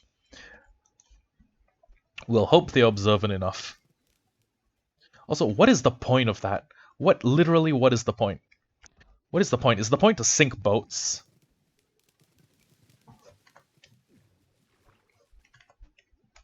Is that literally the point? Why? Like literally what to what end? What purpose would those actions serve? Also, I'm pretty sure they created an off slip. I'm not sure if I'd call it a slip. There's basically a section of the river that heads back to spawn in a much more direct route. It could be here. Oh yeah, it's definitely this, I think. Yeah, it's a good thing my friends are such good social engineers. Because well, let's be honest, without their social engineering, I'd sort of just be a dumbass on a server by myself. I would be a man alone in this. Oh my god, really, you asshole! Get out of my fucking way. Okay, so there's another river here, and I think. Oh wow! They even made it. They even made the bridge cross over the water. That's clever. That is very clever. I think this waterway actually connects back to spawn, or at least it gets me very close to spawn. Wow, this Acacia Village is actually kind of a beautiful place. It's a shame I chose to base in a fucking mangrove swamp, surrounded by fucking mosquitoes, vileness, things that hate me. Okay, yeah, this is the spawn fence. So, just need to get out, break that. Shame they didn't make like they didn't make a part of the fence that goes like up above. And yep, that is actually... That's it. Okay, so those legs over there are the start of the Technoblade Monument. And that is the mob spawner. So as I run closer, we should actually start to see a bunch of mobs falling. Actually, if I run all the way over, you should see a bunch of mob loot hanging around there, I think. Is there a bunch of mob loot? Well, I guess not. But we're pretty sure that the mob farm is working because we keep seeing drops show up. So yeah. Oh boy. Now, make a tank for banana bread and cotton candy. Not on this stream, because if I keep going, there's this. This is effectively just going to become one giant endurance stream. But I can assure you that... Oh my fucking... really? I can assure you that a tank for the boys is not that far off. It's not a pipe dream. Anyways, let's... Really? This thing has made no... Okay, you know what? Never mind. Don't worry, dripstone farms take a while to make. Take a while to... I guess produce dripstone, and they don't seem to produce dripstone when no one's near spawn. It's a thing. It just happens. Yeah. Next stream... Okay, next stream we have a lot of things we want done. Here's an idea. Maybe I can do it on a stream-by-stream basis when I try and breed a blue axolotl. So what I do is I'll fill up a double chest with I'll fill up a DC with tropical fish. We will breed the axolotls 2x2. And then if any of them produces a blue, well, it's happy days for us. I mean, you know. But if none of them produces a blue, well, I guess we just, every stream will maybe fill up a double chest of tropical fish, and then we'll feed them. And then once we do that, we can... Okay, let's think about this. So we can logically breed them 27 times per episode, or we can do 27. We can make 27 more axolotls per each episode. Statistically, that would only take me 48 streams. 48 streams and I'd get a blue axolotl. Alternatively, I could do a bunch of off-camera streaming, or I could do a bunch of off-camera stuff. But yeah, then it might just look like I hacked myself in a blue axolotl. No, we need to breed it. We need to breed it on stream. Its value is the fact that we got it on stream. And yeah, what's the plan for next stream? I guess okay, tank is secondary. Tree farm is first. Maybe get some amethyst and make half of a geode and put the axolotls in the geode. Ooh. That could be cool because they were both introduced by 1.17. Do I? Yeah, I have no further input. I would do like a sort of like giant mangrove tank. For example, I'd put down a mangrove tree and then I'd have it grow and then I'd build a like properly sized tank around it. But that aside, there's really no issue on my end. Let me put them in the passive mobs chest. Where is okay, let me put the axolotls here. Oh, actually wait. Naming time. This should stop. Okay, so this one's cotton candy. Oh, hello Elfie. You caught me towards the end of the stream. Cotton candy. So, Dirt Bike DB's been with me for a little while, and he's been basically encouraging my evil urges to kidnap more wildlife. Strawberry. And yeah, an axolotl tank as well as a tank for Dick. All of those are seemingly possible. Banana bread. Or maybe banana bread as one word would be more aesthetically.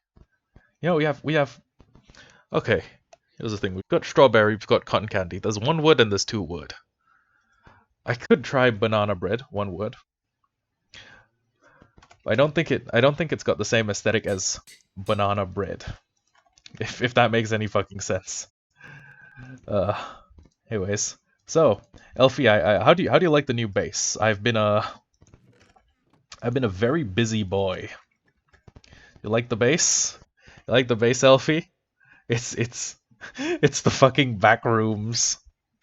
You come in here and then it's like you just hear like this ominous horn sound. The chests turn me on.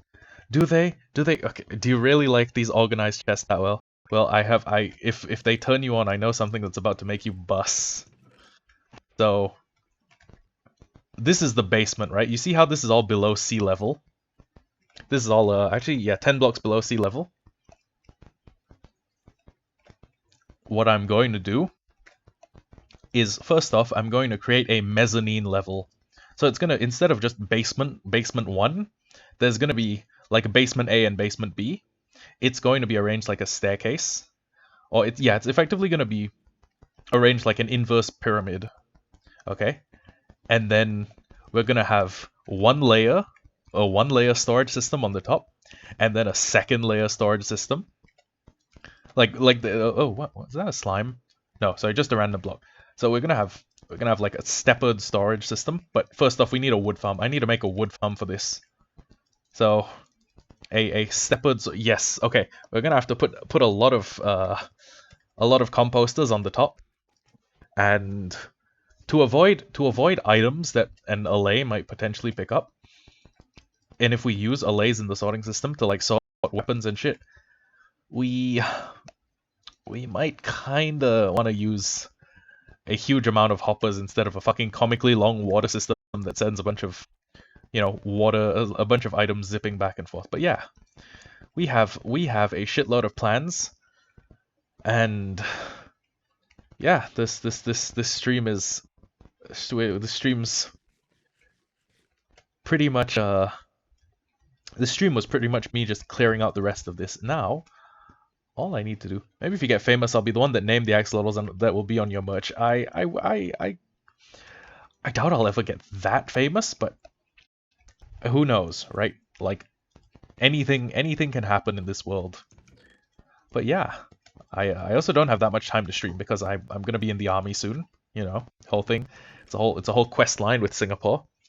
Okay, I've named one of them hashtag Techno Never Dies. I might as well call the other like hashtag Long Live Techno or something. Elfie can name the light blue ones. I'm not sure if Elfie's here. He's Elfie might have just been checking in before he goes to school. Hashtag Long Live Techno. Long Live Technoblade. There we go. We have another cool totem. And that should technically go in hostile mob drops. Nope, Elfie's gone. Okay, no worries. We can Can an allay sit in a boat? Can an allay sit like? Can I put an allay in a boat? This is information I need to know. This is information that needs to be known. Okay, so this Chug Jug the allay, he's been given a golden carrot. If I throw a golden carrot there, hey, oh my god. Oh my god, allays can fit in a boat. That's so weird. He just doesn't even fucking come up beyond the paddle. That's hilarious. Wait, hold on. No, if I lead both of them, someone's gonna need to break the boat eventually, right? And I don't want to risk someone hitting Chug Jug with an axe because wrong button. Oh, actually, you know what? There's almost no way to hit him. You would need to be an idiot or a murderer to try doing that. Okay, let me just...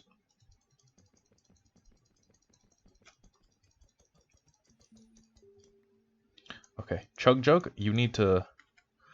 You know what? Yeah, you connect there. I know that Humphrey is still hanging in there. But yeah. Oh wow, this has been an exhausting stream. Thank you all for watching though. And I will catch you guys later when we're building an axolotl tank and also an item storing system and also probably a wood farm. We have a lot of things to do. Anyways, see you guys later. Goodbye.